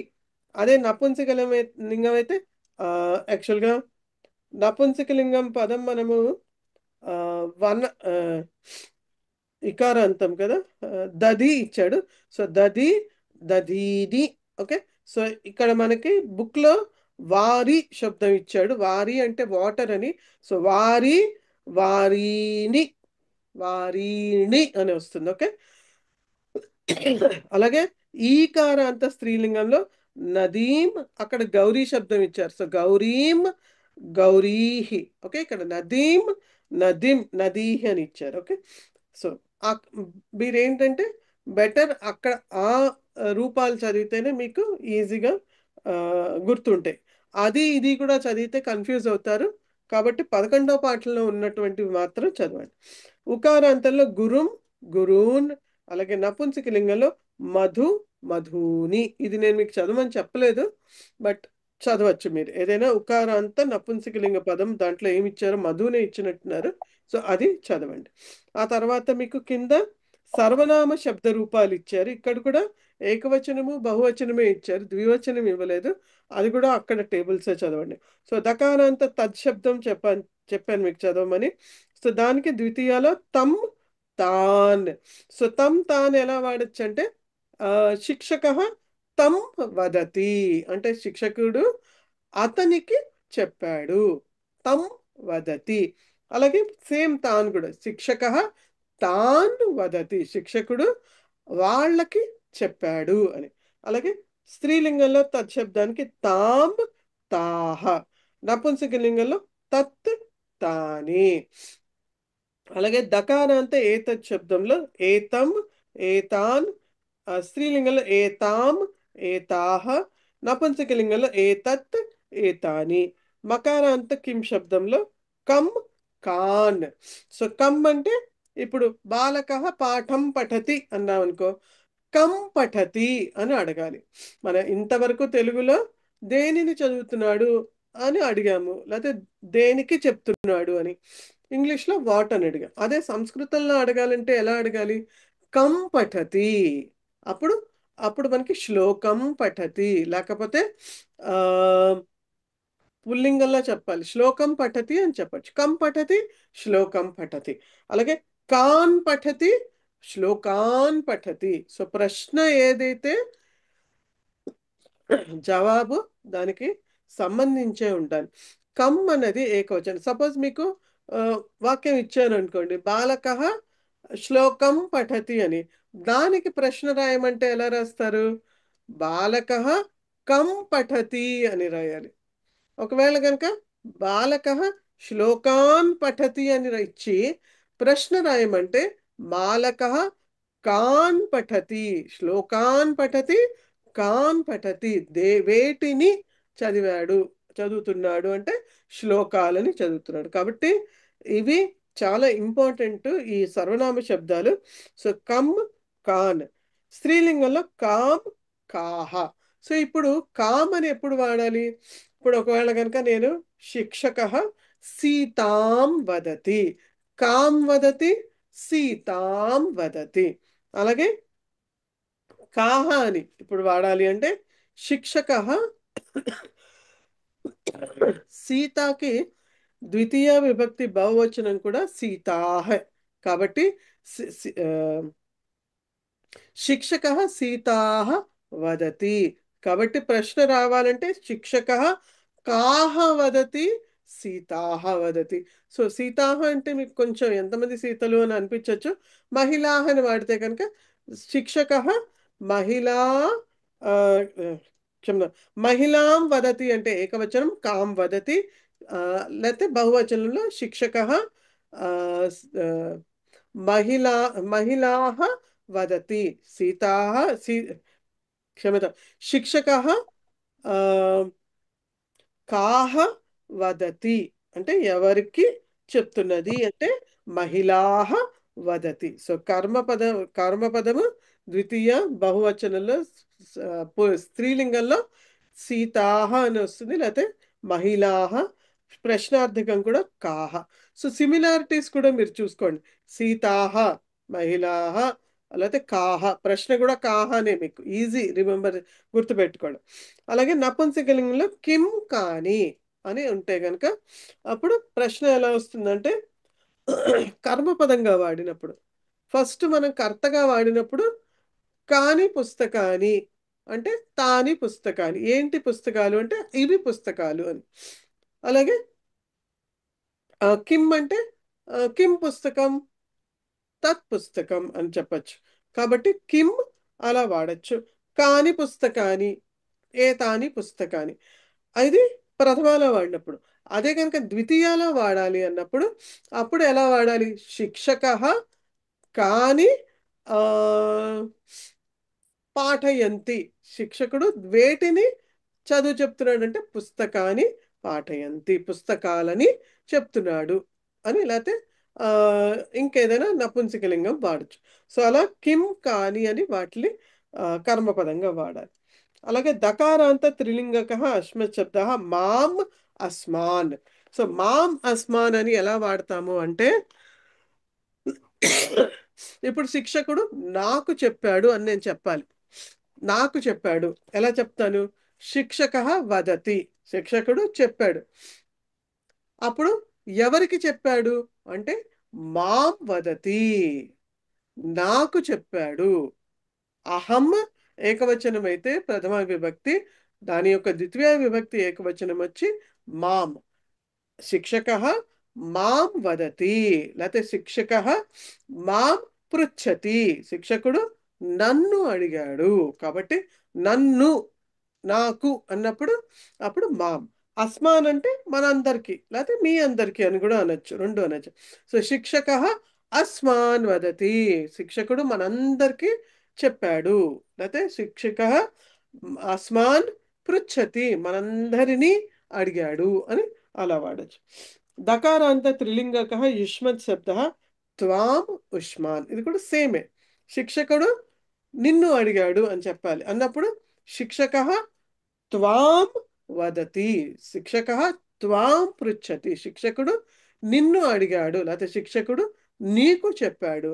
అలాగే యుష్మాన్, యుష్మాన్ అంటే మీ అందరికీ అని అర్థం. సో శిక్షక యుష్మాన్ వదతి, శిక్షకుడు మీ అందరికీ చెప్పాడు, శిక్షకుడు మీ అందరినీ అడిగాడు. శిక్షక యుష్మాన్ పృచ్చతి, మిమ్మల్ని అందరినీ అడిగాడు. ఓకే, అర్థమైందా? ఏమన్నా క్లియర్ డౌట్స్ ఉంటే అడగండి. మరి ఇప్పుడు కిం పుస్తక అంటే ఇప్పుడు మనం పుస్తకం పేరు రామాయణం అలా చెప్పచ్చా?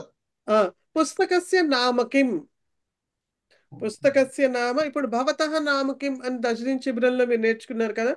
మీ పేరు ఏంటి అంటే నా పేరు ఇది అని చెప్తున్నారు. సో పుస్తకస్య నామ కిం. సో ఇక్కడ నామ అన్నది ప్రథమ విభక్తిలోనే ఉంది. నా పేరు ఏంటి అంటే ఏంటి? పేరు అంటే కర్తే. ఏంటి పేరు ఏంటి అని అర్థం.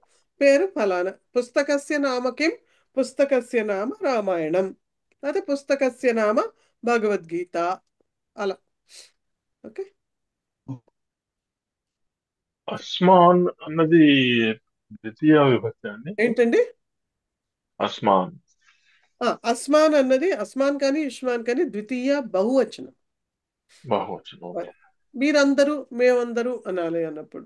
సో ఇది కూడా నేను మీకు అస్మత్ శబ్దం సర్వనామ శబ్దాలు చెప్పినప్పుడు త్రిలింగక, మూడు లింగాల్లోనూ ఒకటే రూపం ఉంటుంది, ఒకేలాగా వాడతాను దాన్ని. అది స్త్రీలింగ వాళ్ళైనా సరే, నపుంసకలింగం అయినా సరే, పుల్లింగం అయినా సరే అహం అంటే అహం అనే మనకి వాడాలి.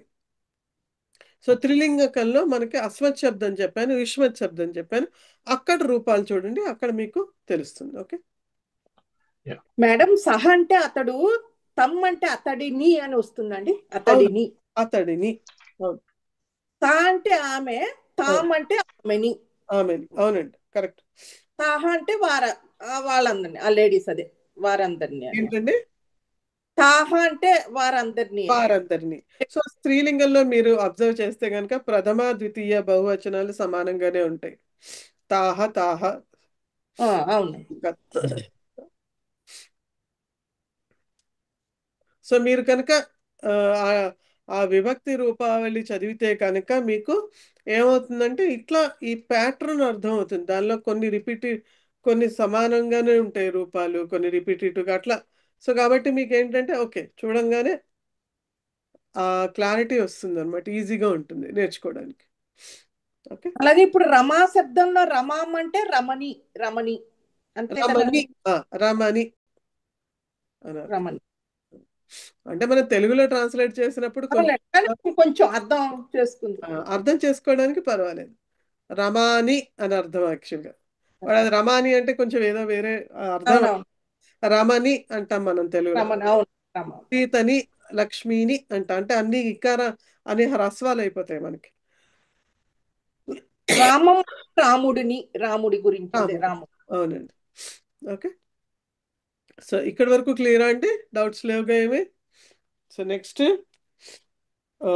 సో కొన్ని ఇక్కడ ద్వితీయ విభక్తిలో కొన్ని నియమాలు ఇచ్చారు, ఆల్రెడీ మనం చెప్పుకున్నాం, కానీ ఒకసారి చదువుతాను. క్రియాపదానికి దేనిని ఎవరిని అనే ప్రశ్నను వేసినప్పుడు వచ్చే సమాధానమే కర్మపదము. ఇది కర్తరీ ప్రయోగంలో ద్వితీయ విభక్తిలో ఉంటుంది. సో ఇందాక ఆయన చెప్పినట్టుగా కర్తరీ ప్రయోగంలో కర్మపదం ఎప్పుడూ కూడా ద్వితీయ విభక్తిలోనే ఉంటుంది. ఓకే, సో కర్మణిను భావే ప్రయోగం మనం ఇప్పుడు చర్చించక్కర్లేదు, ఓన్లీ కర్తరీ మాత్రమే. సో బాలక చిత్రం లిఖతి, బాలక కిం లిఖతి. ఇక్కడ కిమ్ ఎందుకు వాడాడు అంటే చిత్రం అన్నది నపుంసకలింగం కాబట్టి కిం ప్రశ్నార్థక శబ్దం. ద్వితీయ విభక్తిలో కూడా కిమ్మే కదా, కిం కే కాని, కిం కే కాని, ప్రథమ ద్వితీయ సమానం కాబట్టి కిం అని మనం లిఖతి మీద ప్రశ్న వేసుకుంటే అప్పుడు చిత్రం లిఖతి. కాబట్టి చిత్రం అనేది ఇక్కడ ఆబ్జెక్ట్ లేకపోతే కర్మపదం. చిత్రం అంటే చిత్రమును. సో రెండో నియమం వచ్చి తిష్టతి లేక వసతి అనే క్రియాపదానికి ముందు అధి అనే ఉపసర్గ ఉన్నప్పుడు. సో ఇప్పుడు ఇక్కడ చెప్తున్నాడు ఉపసర్గ అంటే ప్రిఫిక్స్. సప్తమి విభక్తిలో ఉండవలసిన శబ్దము ద్వితీయ విభక్తిలో ఉంటుంది. సో ఇందాక అదే చెప్పుకున్నాం కదా, కుత్ర ఎక్కడ ఉంటున్నాడు అని మామూలుగా ఎవరైనా అడిగితే కనుక గృహంలో, లేకపోతే కుర్చీ మీద కూర్చున్నాడు, లేకపోతే కొండ మీద ఉంటున్నాడు అని చెప్పాలి అన్నప్పుడు సప్తమి విభక్తి వాడతాం. కానీ ఇక్కడ కుత్ర ఎక్కడా అని అడిగినప్పుడు అది మనకి ద్వితీయ విభక్తిలో వస్తుంది, అధి అని వచ్చినప్పుడు. అధి తిష్టతి, అధి వసతి,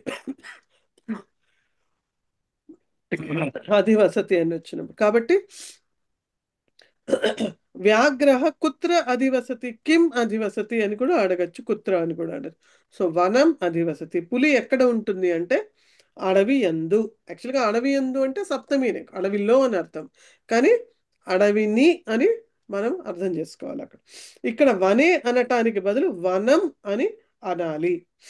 అభితః పరితః ఉభయతః ఈ శబ్దాలను ఉపయోగించినప్పుడు షష్ఠీ విభక్తిలో ఉండవలసిన శబ్దాలు ద్వితీయ విభక్తిలో ఉంటాయి. కాబట్టి ఇప్పుడు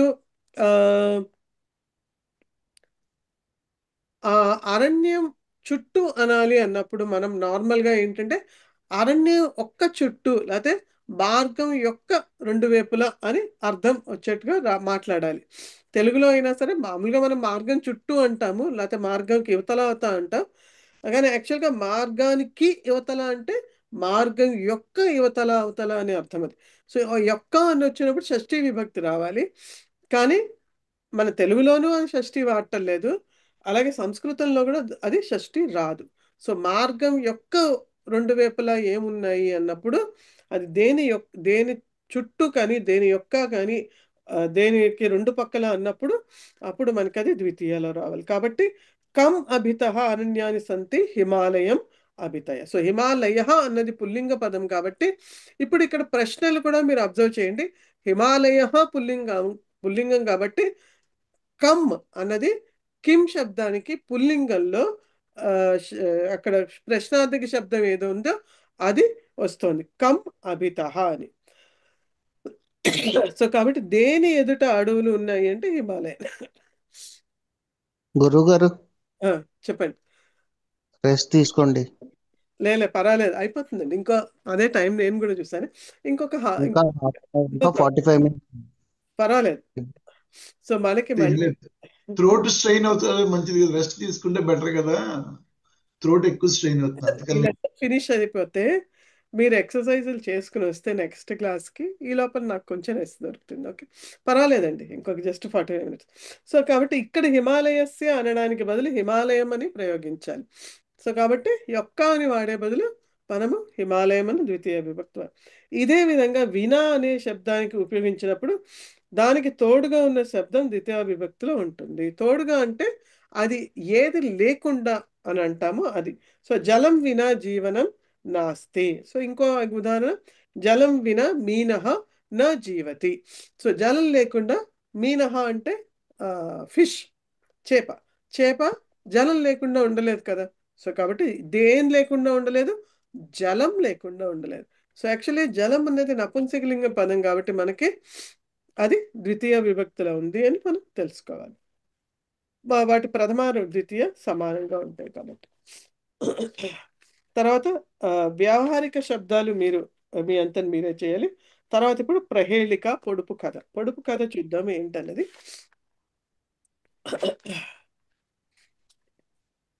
సో పొడుపు కథ వచ్చేసి విష్ణోః కా వల్లభాదేవి లోక తృతీయచారిణి వర్ణావాద్యంతిమౌ దత్వా కః శబ్దః తుల్యవాచకః. సో ఇంకొకసారి, విష్ణో కా వల్లభాదేవి లోక తృతీయచారిణి వర్ణావాద్యంతిమౌ దత్వా కః శబ్దః తుల్యవాచకః. సో ఇక్కడ కొన్ని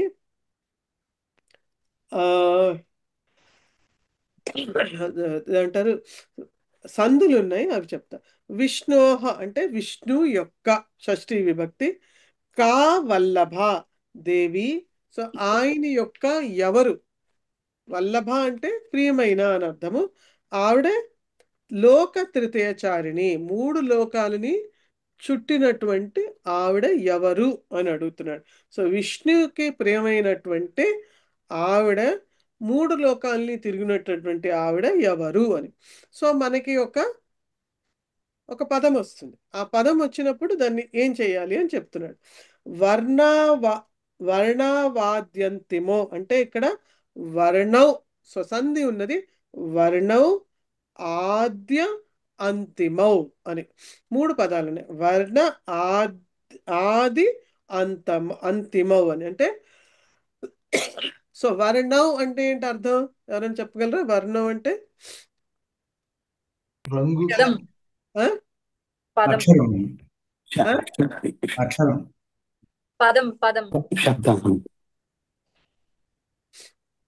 వర్ణం మీకు ఏ రూపంలాగా అనిపిస్తుంది? విభక్తి టేబుల్స్ వచ్చి ఎలా అనిపిస్తుంది?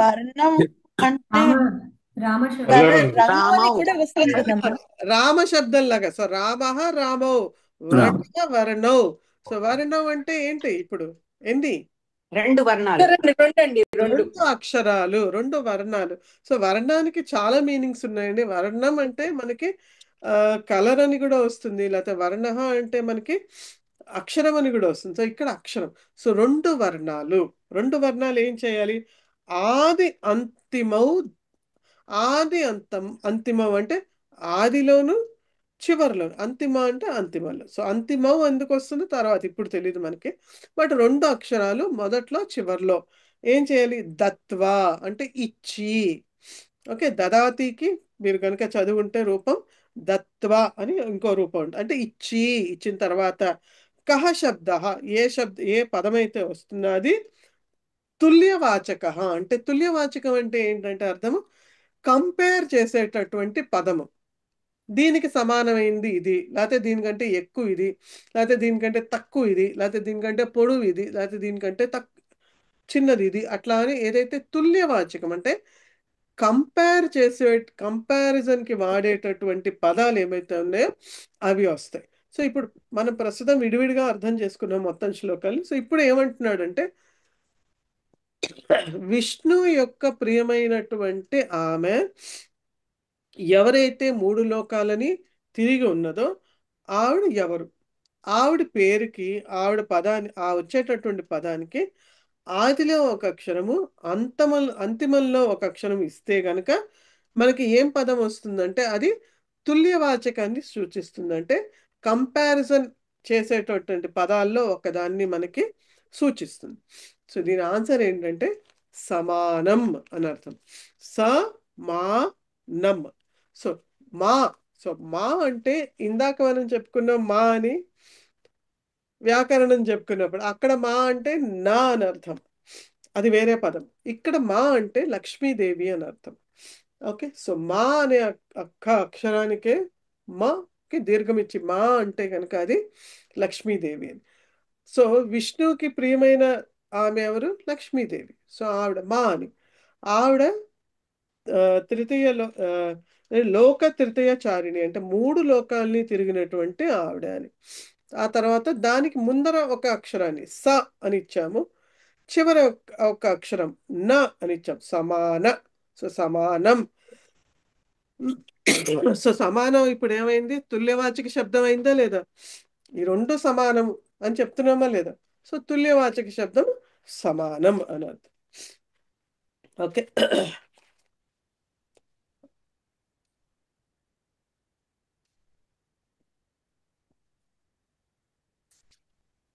అవగతం వా? కోపి ప్రశ్నः अस्ति वा?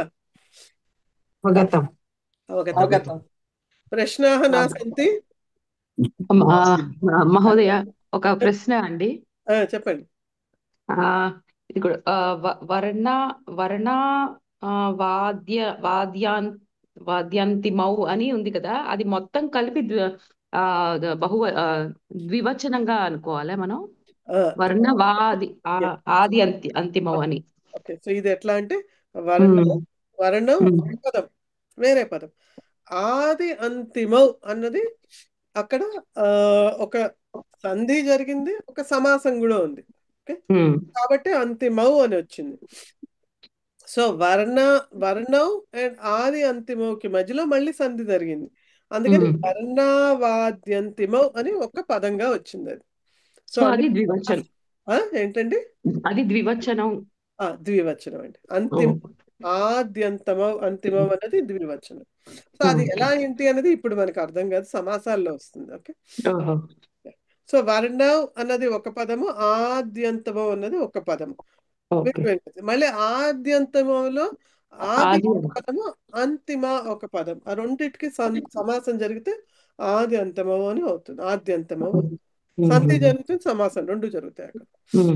సో కాబట్టి అది ఓకే. ఇంకేమైనా ప్రీవియస్ లెసన్ ఒక చిన్న డౌట్ అంటే ఏంటండి? ఇప్పుడు ముందు అంటే ఈ లెసన్ సంబంధించి కాదు, ప్రీవియస్ దాంట్లో ఇప్పుడు మామూలుగా నమః అంటే నమస్కరించడం కదా.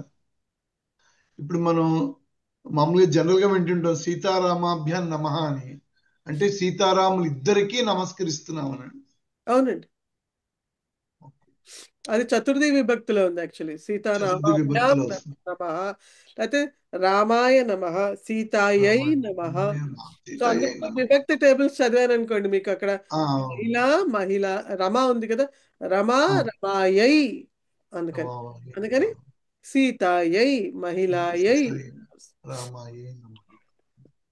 మీరు ద్వివచనం అన్నారు కదా, ద్వివచనం చదివారనుకోండి, రామాభ్యాం సీతాభ్యాం అలా వస్తుంది, రమాభ్యాం.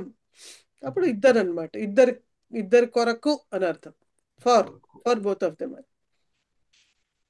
తర్వాత సంగ్రాహ్య విషయాః. మహోదయ్, విభక్తి టేబుల్స్ లో ఒక డౌట్ మహోదయ్, లాస్ట్ టైం క్లాస్ లో ఎక్స్ప్లెయిన్ చేస్తున్నారు కదా, అనా గాని నా గాని ఎక్కడ డిఫరెన్స్ వస్తుంది అనే దాని గురించి. మీరేనా పెట్టారు నాకు? చిన్మయి నేనే మహోదయ్. సో నేను అక్కడ కరెక్షన్ కూడా చేసినట్టున్నాను. అవును మేడం. అవును. యాక్చువల్గా ఏంటంటే దానికి ఒక రూల్ ఉందండి, చాలా రూల్స్ ఉన్నాయి, ఒకటి కాదు. బట్ అది ఎలా తెలుసుకుంటాం అన్నది ఈ స్టేజ్లో మీకు కష్టము అవ్వదు, అర్థం అవ్వదు. కాబట్టి ఏంటంటే మనకి బై ప్రాక్టీసే అర్థమవుతుంది. ఇప్పుడు రామేణ అని వస్తుంది, లక్ష్మణేన అని వస్తుంది, ఛాత్రేణ అని వస్తుంది, లేకపోతే అకారాంత శబ్దం ఇంకేంటున్నాయి, శ్యామేన అని వస్తుంది. నపుంసకలింగంలో కూడా పుస్తకేన, జలేన, జ్ఞానేన, నా అనే వస్తుంది. కొన్ని చోట్ల మాత్రము నా వస్తుంది, రామేణ, ఛాత్రేణ అలా. ఓకే, సో అది నా ఎందుకు వస్తుంది, నా ఎందుకు వస్తుంది అన్నది చాలా రూల్స్ ఉన్నాయి. ప్రస్తుతానికి ఓన్లీ ప్రాక్టీస్. మీరు ఎప్పుడైనా కనుక డౌట్ వస్తే నన్ను అడగండి, నేను చెప్తాను అక్కడ నానా నానా అని. ఓకే, అంతే. ప్రస్తుతానికి అదే క్లారిఫికేషన్. మీకు ఇది ఎప్పుడు వస్తుందంటే ఈ రూలు కోవిదాలో వస్తుంది, లాస్ట్ చాప్టర్లో. సో ఇంకా 2 ఏళ్ళు ఉంది మీరు తెలుసుకోవడానికి. ఓకే, ఇప్పుడైతే అక్కడ ఏముందో అదే రాస్తే సరిపోతుంది కదా. అంతే, జస్ట్ బై అంటే ఇప్పుడు మనం రామేణ దానిలో అయితే అక్కడ బుక్ లో ఉన్నది రాసిస్తున్నాం కదా మహోదయే, కానీ గోవింద శబ్దము లేదంటే ముకుంద శబ్దం వాటికి ఎలా రాయాలనేది. గోవిందేనా మీ డౌట్ ఉంటే అడగండి, నేను చెప్తాను, అంతే. ఆప్షన్స్ చేస్తాను. ప్రస్తుతం నేను చెప్పాను అనుకోండి చాలా కన్ఫ్యూజింగ్ గా ఉంటుంది, అంటే మీకు అర్థం కాదు. ప్రస్తుతానికి చాలా దూరం ఉంది అది ఇంకా. Okay, but good question. So అంటే నేను అన్ని అలా రాస్తున్నాను మహోదయే, కానీ ఆ ఒక్క పదం దగ్గర నా రావాలా. పర్వాలేదు, అందుకనే నేను మీకు కరెక్షన్ చేశాను. పర్వాలేదు, అలా ఇది అందరూ మొదట్లో మేము కూడా నేర్చుకున్నప్పుడు అదే తప్పు చేశాను, ఎందుకంటే మాకు కూడా తెలియదు. ఆ రూల్ తెలిస్తే గానీ ఇది ఎందుకు అనేది తెలియదు. సో అందుకని అప్పటి వరకు వెయిట్ చేయాలి మనం, అట్లీస్ట్ నెక్స్ట్ లెవెల్, ఆ తర్వాత లేకపోతే శిక్షా లెవెల్ వరకు కొంచెం కొన్ని విషయాలు అందులో క్లియర్ అవ్వాలి, అప్పుడే మీకు అర్థమవుతుంది. ఓకే, సో ఇప్పుడు అదే టేబుల్లో మీరు రామ శబ్దంలోనే చూస్తే కనుక రామేణ ఉంటుంది, రామాన్ అని ఉంటుంది. ఓకే, అక్కడ నకారమే, ఇక్కడ మాత్రం రామేణలో నకారం. ఓకే, సో అది డిఫరెన్స్ ఉంటుంది. బట్ ఛాత్ర అదేంటి బాలహ ఉందనుకోండి, బాలేన బాలాన్, అక్కడ 2 చోట్ల నా అనే ఉంటుంది. రైట్, సమ్యక్. ఓకే, ఇంకెవరో ఏదో పెట్టారు, నాకు గుర్తులేదు, నేను మర్చిపోయాను. ఏదైనా ప్రశ్న పెట్టారు ఇంకెవరైనా? ఓకే, సో లేకపోతే గనుక నెక్స్ట్ సంగ్రాహ్య విషయ సరస్వతి. సో సరస్వతీ దేవి గురించి ఇది మన అందరికీ చాలా వరకు తెలిసినటువంటి శ్లోకమే ఇది. చదువుతాను, వినండి. సరస్వతి నమస్తుభ్యం వరదే కామరూపిణి విద్యారంభం కరిష్యామి సిద్ధిర్భవతు మే సదా. సరస్వతి నమస్తుభ్యం వరదే కామరూపిణి విద్యారంభం కరిష్యామి సిద్ధిర్భవతు మే సదా. సో కాబట్టి ఇక్కడ సరస్వతి వేరే పదము, నమః తుభ్యం, నమస్ దగ్గర నమః, అది విసర్గ సా అయింది, విసర్గ అది సరస్వతి అనాలి కదా ఇక్కడ. అది అందుకని అక్కడికే వస్తున్నానండి, వెయిట్ చేయండి, ఒక 2 minutes వెయిట్ చేస్తే క్లారిఫై అవుతుంది.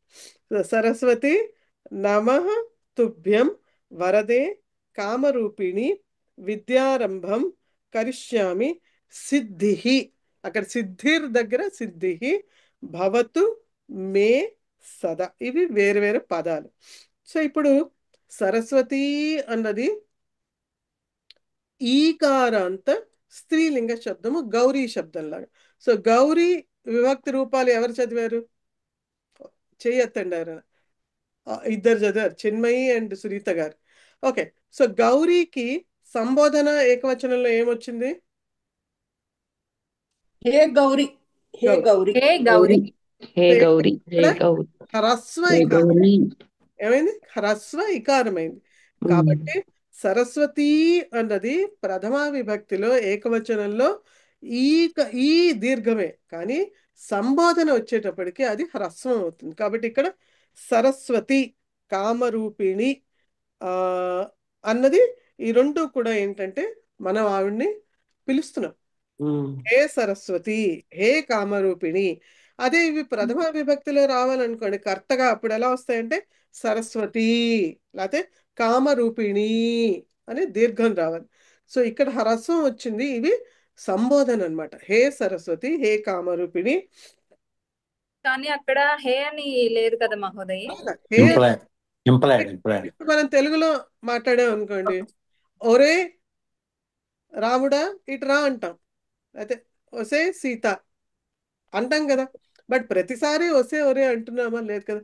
సీత ఇటురా అంటున్నాం, లేకపోతే రామా ఇటురా. అలాగే హే అన్నది కూడా అలా ఒక పిలుపుకి సంబంధించినటువంటి ఒక పదం అది. ఇప్పుడు సంస్కృతంలో హే అనొచ్చు, భో అనొచ్చు, ఇట్లాంటివన్నీ కూడా. హే అంటే అది ఒక అంటే పిలుపు ప్రతి చోట హే అని రాయాల్సిన అవసరం లేదు. లేదు. కానీ ఇప్పుడు మీకు విభక్తి రూపావళిలో ఎందుకు రాశారంటే అది సంబోధన అని చెప్పడానికి స్పెసిఫిక్ గా రాశారు అంతే. ఇప్పుడు లేకపోతే కింద పైన రామహ అని ఇచ్చి కింద రామ అని సంబోధన ఇచ్చారనుకో, రామ అని సంబోధన ఇచ్చారనుకోండి, మీకు అర్థం కాదు. పైన రామహ అని ఉంది, కింద రామ ఉంది, ఒకవేళ విసర్గ ప్రింటింగ్ లేదేమో అని. అందుకని హే రామ అని ఇచ్చారు. సో ఆ స్పెసిఫిక్ గా మీకు చెప్పడం కోసమని హే ఇచ్చారనమాట. ఓకే. సో కాబట్టి ఇక్కడ ఇది సంబోధన ప్రథమ విభక్తులు.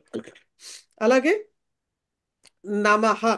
సో నమః అన్నప్పుడు మనం ఏమనుకున్నాము, కింద శ్లోకాలు చెప్పుకున్నప్పుడు నమస్కారము అని అర్థం. సో నమః అని వచ్చినప్పుడు మనం ఎవరికి నమస్కరిస్తున్నామో అది ఏ విభక్తిలో రావాలి? ద్వితీయ చతుర్థి విభక్తిలో రావాలి.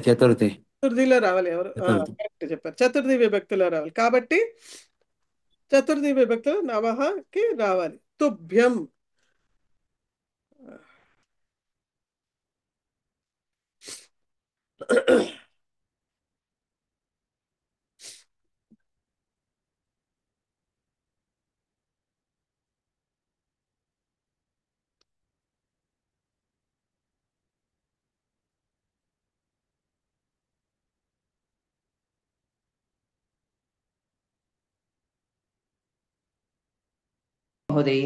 అయినా నేను చెక్ చేస్తాను, గుర్తు చేశారు కాబట్టి. మళ్ళీ రికార్డింగ్ పోయింది అనుకోండి, అవ్వకుండా అప్పుడు ఇబ్బంది అవుతుంది.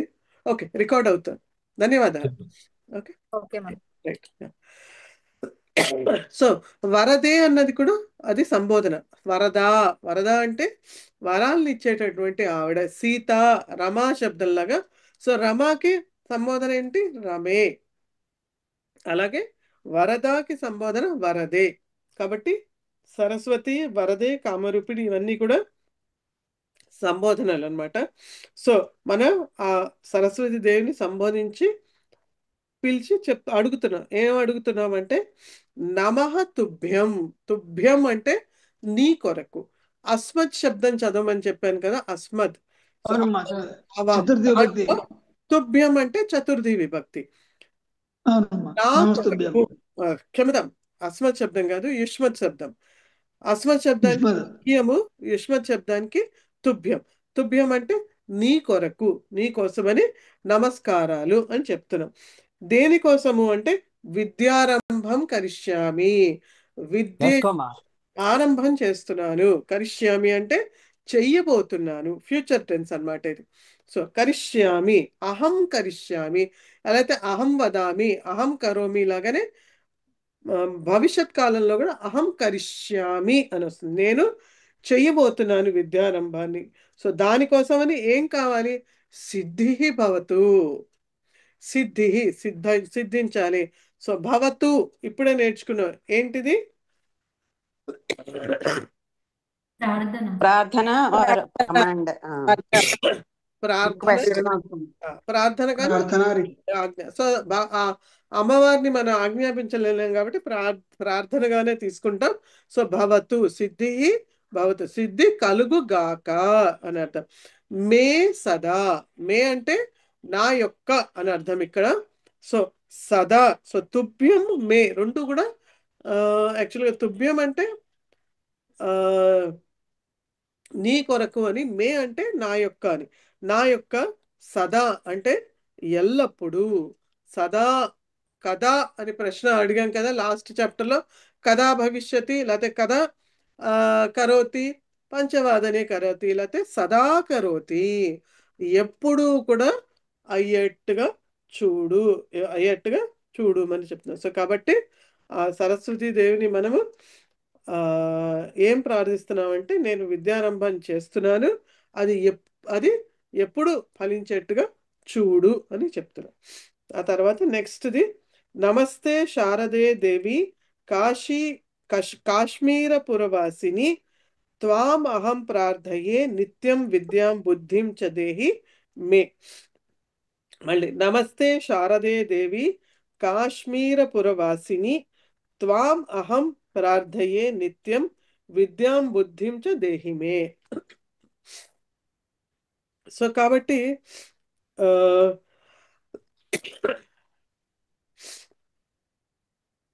నమస్తే, నమః తే అనే అర్థము. సో నమః తే అంటే ఇక్కడ నీ కోసము అని అర్థం. ఇక్కడ ఇందాక తుభ్యం అన్నా ఇక్కడ తే అన్నా కూడా రెండింటికి సమానమైన అర్థాలు. మీరు కనుక అస్మత్ శబ్దము యుష్మత్ శబ్దంలో చూస్తే కనుక చతుర్థిలో, షష్ఠిలో, అలాగే ద్వితీయ బహువచనంలోనికి వీటికి రెండు రెండు రూపాలు ఉంటాయి. చూడండి, ఓకే, చూస్తే మీకు అర్థమవుతుంది. సో తే కానీ తుభ్యం కానీ సమానమైన అర్థాలే వాటికి. సో నమః తే అంటే నీ కొరకు నమస్కరిస్తున్నా. ఎవరికి? శారదే దేవి. సో శారదే అంటే శారదా, దానికి సంబోధన శారదే. దేవి సంబోధన దేవి. కాశ్మీరపుర వాసిని, దానికి సంబోధన కాశ్మీరపుర వాసిని హ్రస్వం. త్వాం అహం. త్వాం అంటే దేనికి ద్వితీయ విభక్తి? ఇది యుష్మత్ శబ్దానికి అంటే నీ, ద్వితీయ విభక్తి. నిన్ను త్వాం అహం ప్రార్థయే. అహం త్వాం ప్రార్థయే, నేను నిన్ను ప్రార్థిస్తున్నాను. ప్రార్థయే అంటే అహం అంటే ఉత్తమ పురుష ఏకవచనం కదా, కాబట్టి త్వాం అహం ప్రార్థయే. ఎందుకు అంటే నిత్యం నిత్యం ప్రార్థయే, ఎప్పుడూ కూడా ప్రార్థిస్తూ ఉంటాను. దేనికి? విద్యాం బుద్ధిం చ దేహి మే. మే అంటే ఇక్కడ నా కోసం. నా కోసం ఏమి ఇమ్మంటున్నాను? దేహి అంటే ఇవ్వు అని అర్థం. సో ఇది కూడా త్వం పృచ్ఛ, త్వం గచ్చ అన్నట్టుగానే త్వం దేహి, నీవు ఇవ్వు నాకు. ఏమివ్వు? విద్య, విద్యాం ద్వివచనం. ఇవ్వు, దేనిని ఇవ్వమంటున్నాడు? విద్యని. సో విద్యాం బుద్ధి, బుద్ధిం.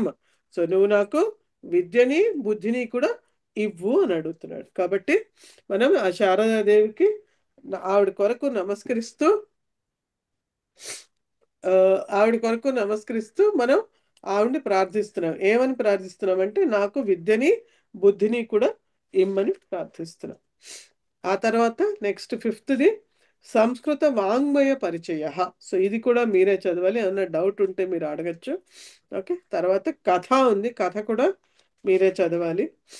ఆ తర్వాత కొన్ని సంస్కృత వ్యవహార విషయ అని ఉంది. సో అది పేజ్ నెంబర్ వచ్చి 108. 108 అండి. సో 108. 108లో సంస్కృత వ్యవహారము అని ఉంది. సో ఇక్కడ స్మ అన్నటువంటి పదం ఇచ్చారు. స్మ, దీనికి విసర్గ లేదు, జాగ్రత్తగా ఉండాలి. స్మహ అని ఇంకో పదం కూడా ఉంది, అది వేరు మళ్ళీ. సో ఇది స్మ, విసర్గ లేకుండా. సో ఈ వాక్యాలని ఒకసారి గమనించండి. గోపాల అభినయం కరోతి స్మ, గోపాలుడు అభినయం చేసేవాడు. తే భజనం కుర్వంతి స్మ, వారు భజన చేస్తూ ఉండేవారు. అహం నృత్యం కరోమి స్మ, నేను నృత్యం చేస్తూ ఉండేవాడిని. తాహ విజ్ఞానం పాఠయంతి స్మ, వారు అంటే స్త్రీలు విజ్ఞానాన్ని నేర్పిస్తూ ఉండేవారు. వయం అసత్యం వదామహ స్మ, మనము అసత్యము చెప్తూ ఉండేవారము. త్వం గాయసి స్మ, నీవు పాడుతూ ఉండేవాడు. సో లాస్ట్ క్లాసు, అంతకు ముందరి క్లాస్లోనో ఎవరో ఇది ఒక డౌట్ అడిగారు స్మ అని. అప్పుడు చెప్పాను, ఎవరికైనా గుర్తుందా ఏంటో? ఎవరు డౌట్ అడిగారో కనీసం వారికి గుర్తుందా? ఎవరు అడిగారు? నేనే అడిగానండి, అనురాధమ్మ. సో నేను దానికి ఆన్సర్ ఏం చెప్పాను మీకు? వర్తమాన క్రియాపదానికి వాడతామని చెప్పారు. ఏంటండి? వర్తమాన క్రియాపదంలో వాడతామని చెప్పారు. సగం కరెక్ట్ చెప్పారు, యాక్చువల్ కరెక్ట్ కాదు అది. ఆ, ఎవరైనా గుర్తుందా? ఓకే. నేను ఎందుకు చెప్పాను, ఏం చెప్పాను? అంటే ఒకప్పుడు చేసేవాడిది చేసేవారు అనేది భూతకాలంలో అయిపోయి ఉంటుంది కదా ఆల్రెడీ అది. అంటే అన్ని సగం సగం ఆన్సర్స్ వస్తాయి, నాకు పూర్తి ఆన్సర్ కావాలి. అంటే పాస్ట్ కంటిన్యూస్. చేసి వర్తమానంలో ఆపేసిందని చెప్తాను. Once upon a time or previously use to context లో. అంటే మీరు లెసన్ చదవలేదు, ప్రెసెంట్ పాత వీడియోస్ వినలేదు, ఎవరు ప్రశ్న అడిగారో వాళ్ళకే ఆన్సర్ క్లియర్ అవ్వలేదు. ఓకే, సో స్మా అన్నది మనం ఎప్పుడు వాడతాము అంటే, మీరు చెప్పిన half answer like past tense ని డినోట్ చేయడానికి వాడతాం. కానీ పాస్ట్ టెన్స్ ని డినోట్ చేయడానికి వాడినప్పుడు స్మా ఒక్కటే వాడం. సహ పాఠం స్మా అనలేం కదా, పఠతి స్మా అంటాం. కాబట్టి సెకండ్ ఆన్సర్ ఎవరో చెప్పారు కదా, వర్తమాన కాల క్రియాపదాలకి స్మా అని చేస్తే గనక అది భూతకాలంగా భూతకాలం సూచిస్తుంది అనమాట. సో ఫస్ట్ రూల్ ఏంటి స్మా వాడడానికి అంటే, క్రియారూపాలు ఏవైతే ఉన్నాయో అవి ఓన్లీ వర్తమాన కాల క్రియారూపాలు అవ్వాలి. అది పరస్మయపది అవ్వచ్చు, ఆత్మనేపది అవ్వచ్చు, ఏ పురుషైనా అవ్వచ్చు, ఏ వచనమైనా అవ్వచ్చు. ఫస్ట్ రూల్ అది, వర్తమాన కాల క్రియా రూపాలు వాడాలి. దానికి స్మా చేరిస్తే కనుక అప్పుడు అది భూతకాలాన్ని సూచిస్తుంది. కాబట్టి ఇక్కడ చేస్తూ ఉండేవారు, తింటూ ఉండేవారు, లేకపోతే పాడుతూ ఉండేవారు అని మనకి ట్రాన్స్లేషన్లో కూడా పాస్ట్ టెన్సే రాయాలి. ఓకే, సో చేస్తున్నాడు అని రాయం, చేస్తూ ఉండేవాడు. తింటున్నాడు అని రాయం, తింటూ ఉండేవాడు. కాబట్టి అదనమాట. సో కింద మీకు ఎక్స్ప్లెనేషన్ కూడా ఇచ్చారు. ఈ వాక్యాలలో కనిపిస్తున్న స్మ అనే పద ప్రయోగము ఇంతకు ముందు ఈ పని జరుగుతూ ఉండేదని తెలుపుతుంది. గోపాల అభినయం కరోతి స్మ అనే వాక్యంలో గోపాలుడు ఇంతకు ముందు అభినయించేవాడు అని చెప్పబడుతుంది. స్మ అనేది ఎల్లప్పుడూ క్రియాపదం యొక్క వర్తమాన క్రియాపదము తర్వాత వాడాలని గుర్తుంచుకోండి. ఓకే, సో ఇది 2 రూల్స్ దీనికి. ఆ తర్వాత అంటే మహోదయ్ చిన్న డౌట్ మహోదయ్, చెప్పండి. సేమ్ ఈ స్మాకే అంటే ఇప్పుడు చేయట్లేదనే అండి, పాస్ట్ లో చేసేవాడు కానీ ఇప్పుడు చేయట్లేదు అనే కదా? అవును అవును, యాక్చువల్గా 2 రకాలుగా కూడా పాస్ట్ టెన్స్ గా కూడా వాడతారు చాలా మంది. బట్ యాక్చువల్లీ మీనింగ్ అదే, ఇదివరకు కాలంలో చేస్తూ ఉండేవాడు, ఇప్పుడు చేయట్లా. నేను ఒకప్పుడు ఒక చోట ఉండేదాన్ని, వసతి స్మ అనొచ్చు, వసామి అనొచ్చు. ఇప్పుడు ఉండట్లేదు, ఇప్పుడు వేరే చోట వసామి వసామి స్మ. నేను ఉండేదాన్ని ఒకప్పుడు.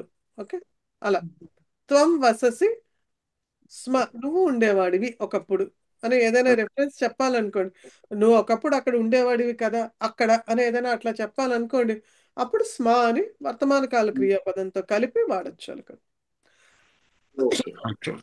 ఓకే, ధన్యవాదాలు. సో తర్వాతది సహకార్యం అకరోత్ అహం గ్రంథం అపఠ. సో ఇందాక అడిగారు కదా, అనుస్వారం వచ్చినప్పుడు ఎక్కడ మకారం రాయాలి, ఎక్కడ అనుస్వారం రాయాలంటే మనకి ఇక్కడ 3 నియమాలు ఇచ్చారు. ఒకటి, అనుస్వారానికి పరంగా అచ్చు వస్తే మకారాన్ని వ్రాయాలి. సో కాబట్టి ఒకవేళ ఎక్కడైనా అనుస్వారం వచ్చి దాని తర్వాత స్వరాలు వస్తాయి, ఇది ఆల్రెడీ ఈ రూల్ ముందరే చెప్పుకున్నాం మనం పాఠాల్లో. సో అనుస్వారం తర్వాత కనుక మనకి స్వరాలు వస్తే కనుక అప్పుడు మనం అక్కడ మకారమే రాయాలి, అక్కడ అనుస్వారం రాయకూడదు, అది తప్పు. ఓకే, కాబట్టి ఇక్కడ పుస్తకం ఆనయతి, అక్కడ పుస్తకం అనుస్వారం తర్వాత ఆ వచ్చింది స్వరము, కాబట్టి ఇక్కడ మకారం రాయాలి. క్షీరం ఇచ్చతి, అక్కడ మ తర్వాత ఈ స్వరం వచ్చింది కాబట్టి రాయాలి. జలం ఉష్ణం అస్తి, సో జలం తర్వాత ఊ వచ్చింది కాబట్టి మకారం రాయాలి. ఉష్ణం అస్తి, మా తర్వాత ఆ వచ్చింది కాబట్టి రాయాలి. అలాగే రెండో నియమం ఏంటంటే, వాక్యం యొక్క చివర అనుస్వారం ఉంటే అక్కడ కూడా మకారాన్ని వ్రాయాలి. సో వాక్యం చివర గనక అది చివర కాబట్టి ఇంకా అక్కడ అచ్చు ఉన్నదా హల్లు ఉన్నదా అని ప్రశ్నే లేదు. కాబట్టి వాక్యం చివర అనుస్వారం వస్తే అక్కడ తప్పకుండా మకారం. ఏతత్ పుస్తకం, సో పుస్తకం తర్వాత ఏమీ లేదు, వర్డ్ ఫుల్ స్టాప్ ఉంది కాబట్టి అక్కడ మకారం. అయోధ్య సుందరం నగరం, కాబట్టి మకారం రాయాలి నగరంకి. అహం వాక్యం అవదం, అవధం మా తర్వాత అక్కడ ఏమీ లేదు కాబట్టి అక్కడ మకారం రాయాలి. సో ఇది రెండో నియమం. మిగిలిన సందర్భాల్లో అంటే అనుస్వారానికి హల్లు పరంగా ఉన్నప్పుడు అక్కడ అనుస్వారం మాత్రం రాయాలి, మకారం రాయకూడదు. సహ నగరం గచ్చతి, అనుస్వారం తర్వాత గ వచ్చింది, వ్యంజనం, అది కాన్సనెంట్ కాబట్టి హల్లు కాబట్టి అక్కడ అనుస్వారం రాయాలి. రామ ఫలం ఖాదతి, ఫలం అంటే తర్వాత ఖ వచ్చింది కాబట్టి అది కాన్సనెంట్ కాబట్టి అక్కడ అనుస్వారం. సో ఇవి ఈ లేఖన నియమాహ అంటారు. వీటిని రాసేటప్పుడు ఈ నియమాల్ని పాటించాలి. ఓకే, ఇందాక ఎవరో అడిగారు కదా, అక్కడ భాషా అభ్యాసంలో ఒక చోట మకారం వచ్చింది, ఒక చోట అనుస్వారం వచ్చింది. సో ఈ రూల్స్ ఫాలో అయ్యే అక్కడ అనుస్వారము మకారము వచ్చింది. తర్వాత లాస్ట్ది ఒక్కసారి రూల్ చెప్తారా? నేను రాసుకుంటాను. బాధ్య ఒకసారి రూల్ చెప్తారా? రాసుకుంటాను. ఫస్ట్ రూల్ ఏంటంటే జస్ట్ ఇన్ సెంటెన్స్. ఓకే, అనుస్వారానికి తర్వాత కనుక అచ్చులు అంటే ఆ నుంచి ఆవు వరకు ఏమైనా స్వరాలు వస్తే కనుక అక్కడ మకారం రాయాలి. రెండోది అనుస్వారం కనుక వాక్యం చివర్లో వస్తే కనుక అక్కడ మకారం రాయాలి. మూడోది అనుస్వారం తర్వాత హల్లులు అంటే కాన్సనెంట్స్ వస్తే కనుక అక్కడ మీరు అనుస్వారమే రాయాలి. 3 రూల్స్. ఓకే, ఆ తర్వాత లాస్ట్ది సుభాషితం. ఆచార్యాత్ పాదమాదత్తే పాదం శిష్య స్వమేధయా పాదం స బ్రహ్మచారిభ్య పాదం కాలక్రమేణ చ. సో ఇంకోసారి, ఆచార్యాత్ పాదమాదత్తే పాదం శిష్య స్వమేధయా పాదం స బ్రహ్మచారిభ్య పాదం కాలక్రమేణ చ. సో విద్య అన్నది ఎలా, విద్య కానీ లేకపోతే జ్ఞానం కానీ లేకపోతే విజ్ఞానం, విజ్ఞానం అంటే ఇంకా బాగుంటుంది. సో విజ్ఞానం ఎలా మనకి వస్తుంది? సో జ్ఞానం కానీ విజ్ఞానం కానీ ఒక 100 అని తీసుకుంటే నంబర్ని, దానిలో ఒక పాదం అంటే ఎంత? 25%. 25%. 25%. 1/4. సో ఏదైనా తీసుకోవచ్చు, 1/4 అని కానీ 25% అని. సో కాబట్టి ఒక పాదం ఎక్కడి నుంచి వస్తుంది మనకి? ఆదత్తే అంటే వస్తుంది అని అర్థం. ఎక్కడి నుంచి వస్తుందంటే ఆచార్యాత్. సో ఆచార్యాత్ అంటే యాక్చువల్గా ఇది పంచమీ విభక్తి. మనం చెప్పుకున్న సెపరేషన్, చెట్టు నుంచి ఆకు రాలిపోయింది, ఆచార్యుడి నుంచి జ్ఞానం వస్తుంది అని. సో ఆచార్యుడి నుంచి ఒక పాదం అంటే ఒక 25% మనకి ఆచార్యుడి నుంచి జ్ఞానం వస్తుంది. పాదం శిష్య స్వమేధయా. సో రెండో పాదం అంటే నెక్స్ట్ 1/4, నెక్స్ట్ 25% ఎక్కడి నుంచి వస్తుంది? స్వమేధయా, మన యొక్క ఓన్ తెలివితేటలతో, ఆలోచనతో, అయితే మన దీంతో మనకి వస్తుంది. పాదం స బ్రహ్మచారిభ్య, పాదం అంటే ఇంకో నెక్స్ట్ పాదం ఎక్కడి నుంచి వస్తుంది అంటే మనకి స బ్రహ్మచారిభ్య, మనం ఎవరితో అయితే ఉంటున్నామో, ఒకవేళ మనం ఏదైనా గురుకులంలో ఉంటే మన తోటి విద్యార్థులతోనో, లేకపోతే మనం ఇంట్లో మన సిచ్యుయేషన్ని బట్టి మనం ఎక్కడుంటే మన చుట్టూ ఉన్న వాళ్ళ దగ్గర నుంచి మనకి ఒక పాదం వస్తుంది. పాదం కాలక్రమేణ చ, మిగతా పాదం అంటే ద లాస్ట్ 25% ఎక్కడి నుంచి వస్తుంది అంటే కాలక్రమేణ, కాలంతో పాటుగా, అంటే కాలం జరుగుతున్న కొద్దీ అవుతున్న కొద్దీ మనకి దాని నుంచి మనకి జ్ఞానం వస్తుంది. సపోజ్ ఇప్పుడు మనం చాలా చాలా వింటూ ఉంటాం చిన్నప్పటి నుంచి కొన్ని మనం కొన్ని సూక్తులు కానీ లేకపోతే కొన్ని చిన్న చిన్న పదాలు లైక్ ధర్మంచర, లేకపోతే సత్యం వద, లేకపోతే మన కోపమే మనకి శత్రువు, ఇలాంటివన్నీ చాలా వింటూ ఉంటాం. మనకి కొల్లలుగా ఉన్నాయి ఇలాంటివి వింటాం. కానీ మనకి ఏమవుతుందంటే మనకి అది ఓన్లీ ఒక వాక్యంగానే తెలుసు.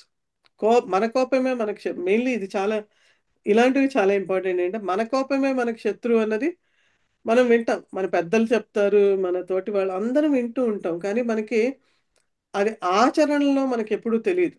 అది ఎప్పుడు తెలుస్తుంది మనకి? కాలక్రమేణా తెలుస్తుంది. అంటే మొదట్లో it is just an information, ఒక డేటా మాత్రమే, ఒక ఇన్ఫర్మేషన్గా తెలుసు మనకి.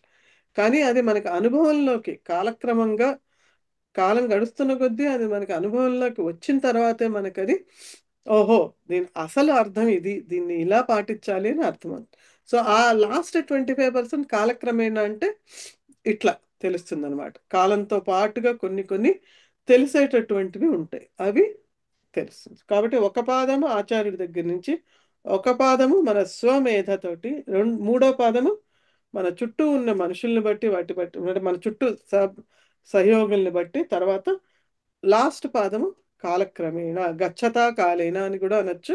అంటే కాలం గడుస్తున్న కొద్దీ తెలుస్తుంది అనమాట.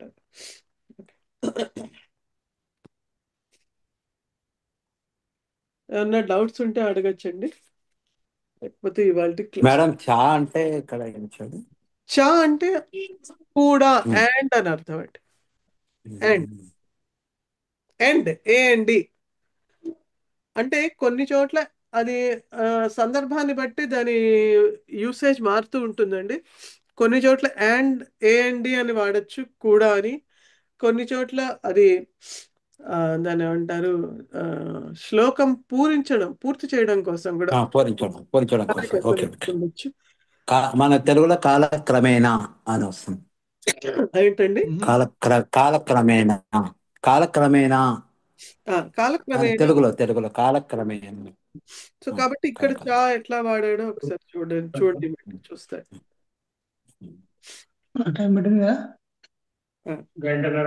ఇక్కడ చా అంటే దయచేసి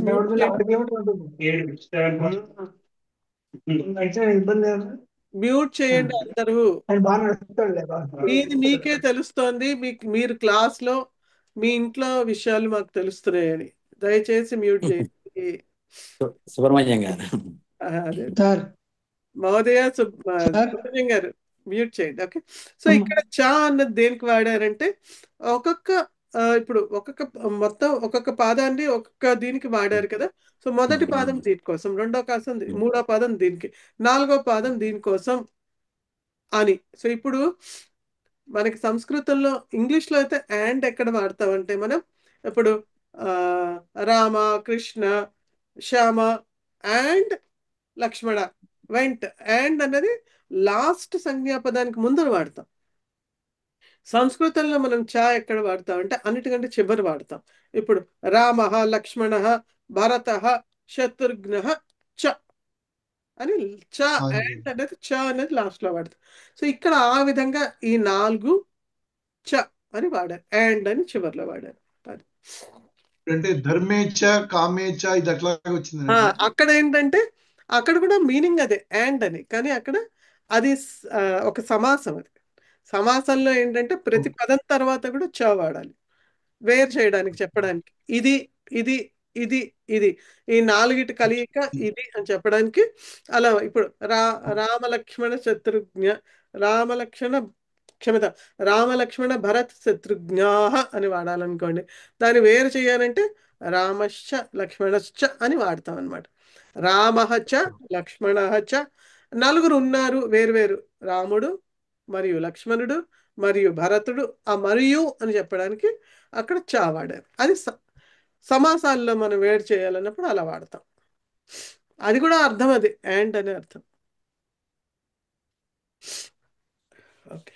ఇక్కడ ఇంకొకటండి, స్వమేధయ అంటే లతయ, అది తృతీయ విభక్తి అండి. సో మేధా, యాక్చువల్ గా మేధా పదము మేధయ.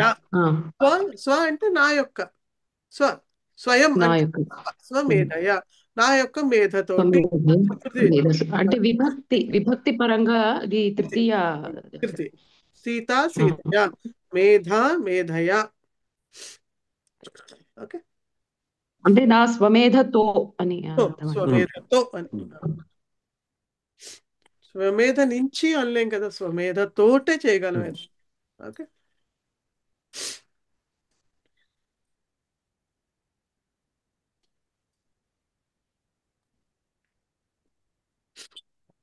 సో నెక్స్ట్ క్లాస్ 99% మండేనే ఉంటుందండి. మెసేజ్ కూడా పెడతాను, ఒకవేళ లేకపోతే మళ్ళీ ఎప్పుడు ఉంటుందో నేను పెడతాను. ఓకే. సో ఈ లోపల నేను ఈ పాఠం యొక్క అభ్యాసం పెడతాను. తర్వాత ఈ పాఠంలోని అభ్యాసం కూడా దయచేసి అందరూ చేసుకుని రండి. అలాగే విభక్తి టేబుల్స్ కూడా చదువుకుని రండి. సో నెక్స్ట్ చాప్టర్లో 6వ పాఠం చేసినప్పుడు అందులో తృతీయ విభక్తి ఉంటుంది. మరికొన్ని తృతీయ విభక్తికి సంబంధించినటువంటి రూల్స్ ఉంటాయి. ఇప్పుడు ఈ పాఠంలో ఎలాగైతే ద్వితీయ విభక్తి ఓన్లీ కర్మపదమే కాకుండా మిగతావి కూడా మనం రూల్స్ చూసామో అలాగే తృతీయ విభక్తికి కూడా మిగతా రూల్స్ ఉంటాయి. కాబట్టి దయచేసి పాఠం చదువుకుని రండి. నెక్స్ట్ క్లాస్లో మనం వీలైనంత వరకు ఈ ఎక్సర్సైజెస్ ఫినిష్ చేస్తాము. టైం ఉంటే అప్పుడు ఆ పాఠం కూడా చేద్దాం, 6వ పాఠం కూడా. ఓకేనండి, ఏమైనా డౌట్స్ ఉన్నాయా ఇంకా?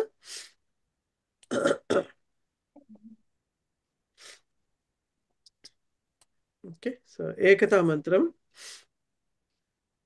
ఎవరు చదువుతారు? ఏకతా మంత్రం నేను చదువుతాను మేడం. ఎవరు? మహాదేవ్. చిన్మయి. చిన్మయి అందరూ మ్యూట్ చేయండి దయచేసి. చిన్మయి ఓకే మహోదయ. పఠతు పఠతు. యం వైదికా మంత్రదృశ పురాణాః ఇంద్రం యమం మాతరిశ్వానమాహుః వేదాంతినో నిర్వచనీయమేకం యం బ్రహ్మ శబ్దేన వినిర్దిశంతి శైవాయమీశం శివ ఇత్యవోచన్ యం వైష్ణవా విష్ణురితి స్తువంతి బుద్ధస్తతార్హన్నితి బౌద్ధ జైనాః సత్శ్రీయకాలేతి చ సిక్క సంతః శాస్తేతి కేచిత్ ప్రకృతిః కుమారః స్వామీతి మాతేతి పితేతి భక్త్యా యం ప్రార్థయంతే జగదీశితారం స ఏక ఏవ ప్రభురద్వితీయః. చిన్మయి మీరే ఇది కూడా చెప్పండి, శాంతి మంత్రం కూడాను. ఒక 2 minutes నేను జస్ట్ వస్తాను ఇప్పుడే. చిన్మయి చెప్తే మీరు అందరూ కూడా రిపీట్ చేయండి దయచేసి. చిన్మయి చెప్పండి. ఓం సర్వే భవంతు సుఖినః.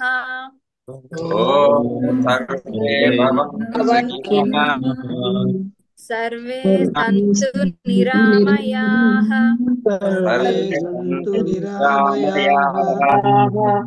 సర్వే భద్రాణి పశ్యంతు.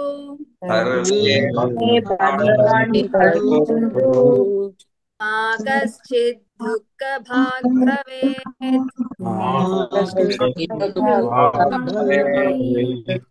ఓం శాంతి శాంతి శాంతి. శాంతి శాంతి శాంతి. ధన్యవాద. చిన్మయి ఒక్క విషయం, ఇక్కడ లాస్ట్ లో శాంతి, అది సా కాదు, సాకి షాకి తేడా ఉంది. సా అనేటప్పుడు ఏంటంటే, ఒక్క నిమిషం అందరూ మ్యూట్ లో ఉండండి. సా అనేటప్పుడు ఏంటంటే మీరు తా అని ఎలా అంటారు? తా అంటే మీ నాలిక దంతాలకి లోపల తగులుతోంది కదా, సా కూడా అక్కడి నుంచి అంటారు. కానీ షా అన్నప్పుడు ఎలా అంటారంటే, మనం చా అంటాం కదా, చ ఛ జ ఝ ఞ. చా ఎక్కడ తగులుతోంది? మీ నాలిక ఈ పక్కన పైకి తగులుతోంది. అలాగే ష. సో సాకి షాకి తేడా ఉంది. శాంతి శాంతి శాంతి. ఓకే, అది అందరూ కరెక్ట్ చేసుకోండి. ఎవరైనా సా అంటుంటే సా కాదు, అది ష. ఓకే, ధన్యవాద చిన్మయి. పునర్మిలామః. ధన్యవాద మహోదయ.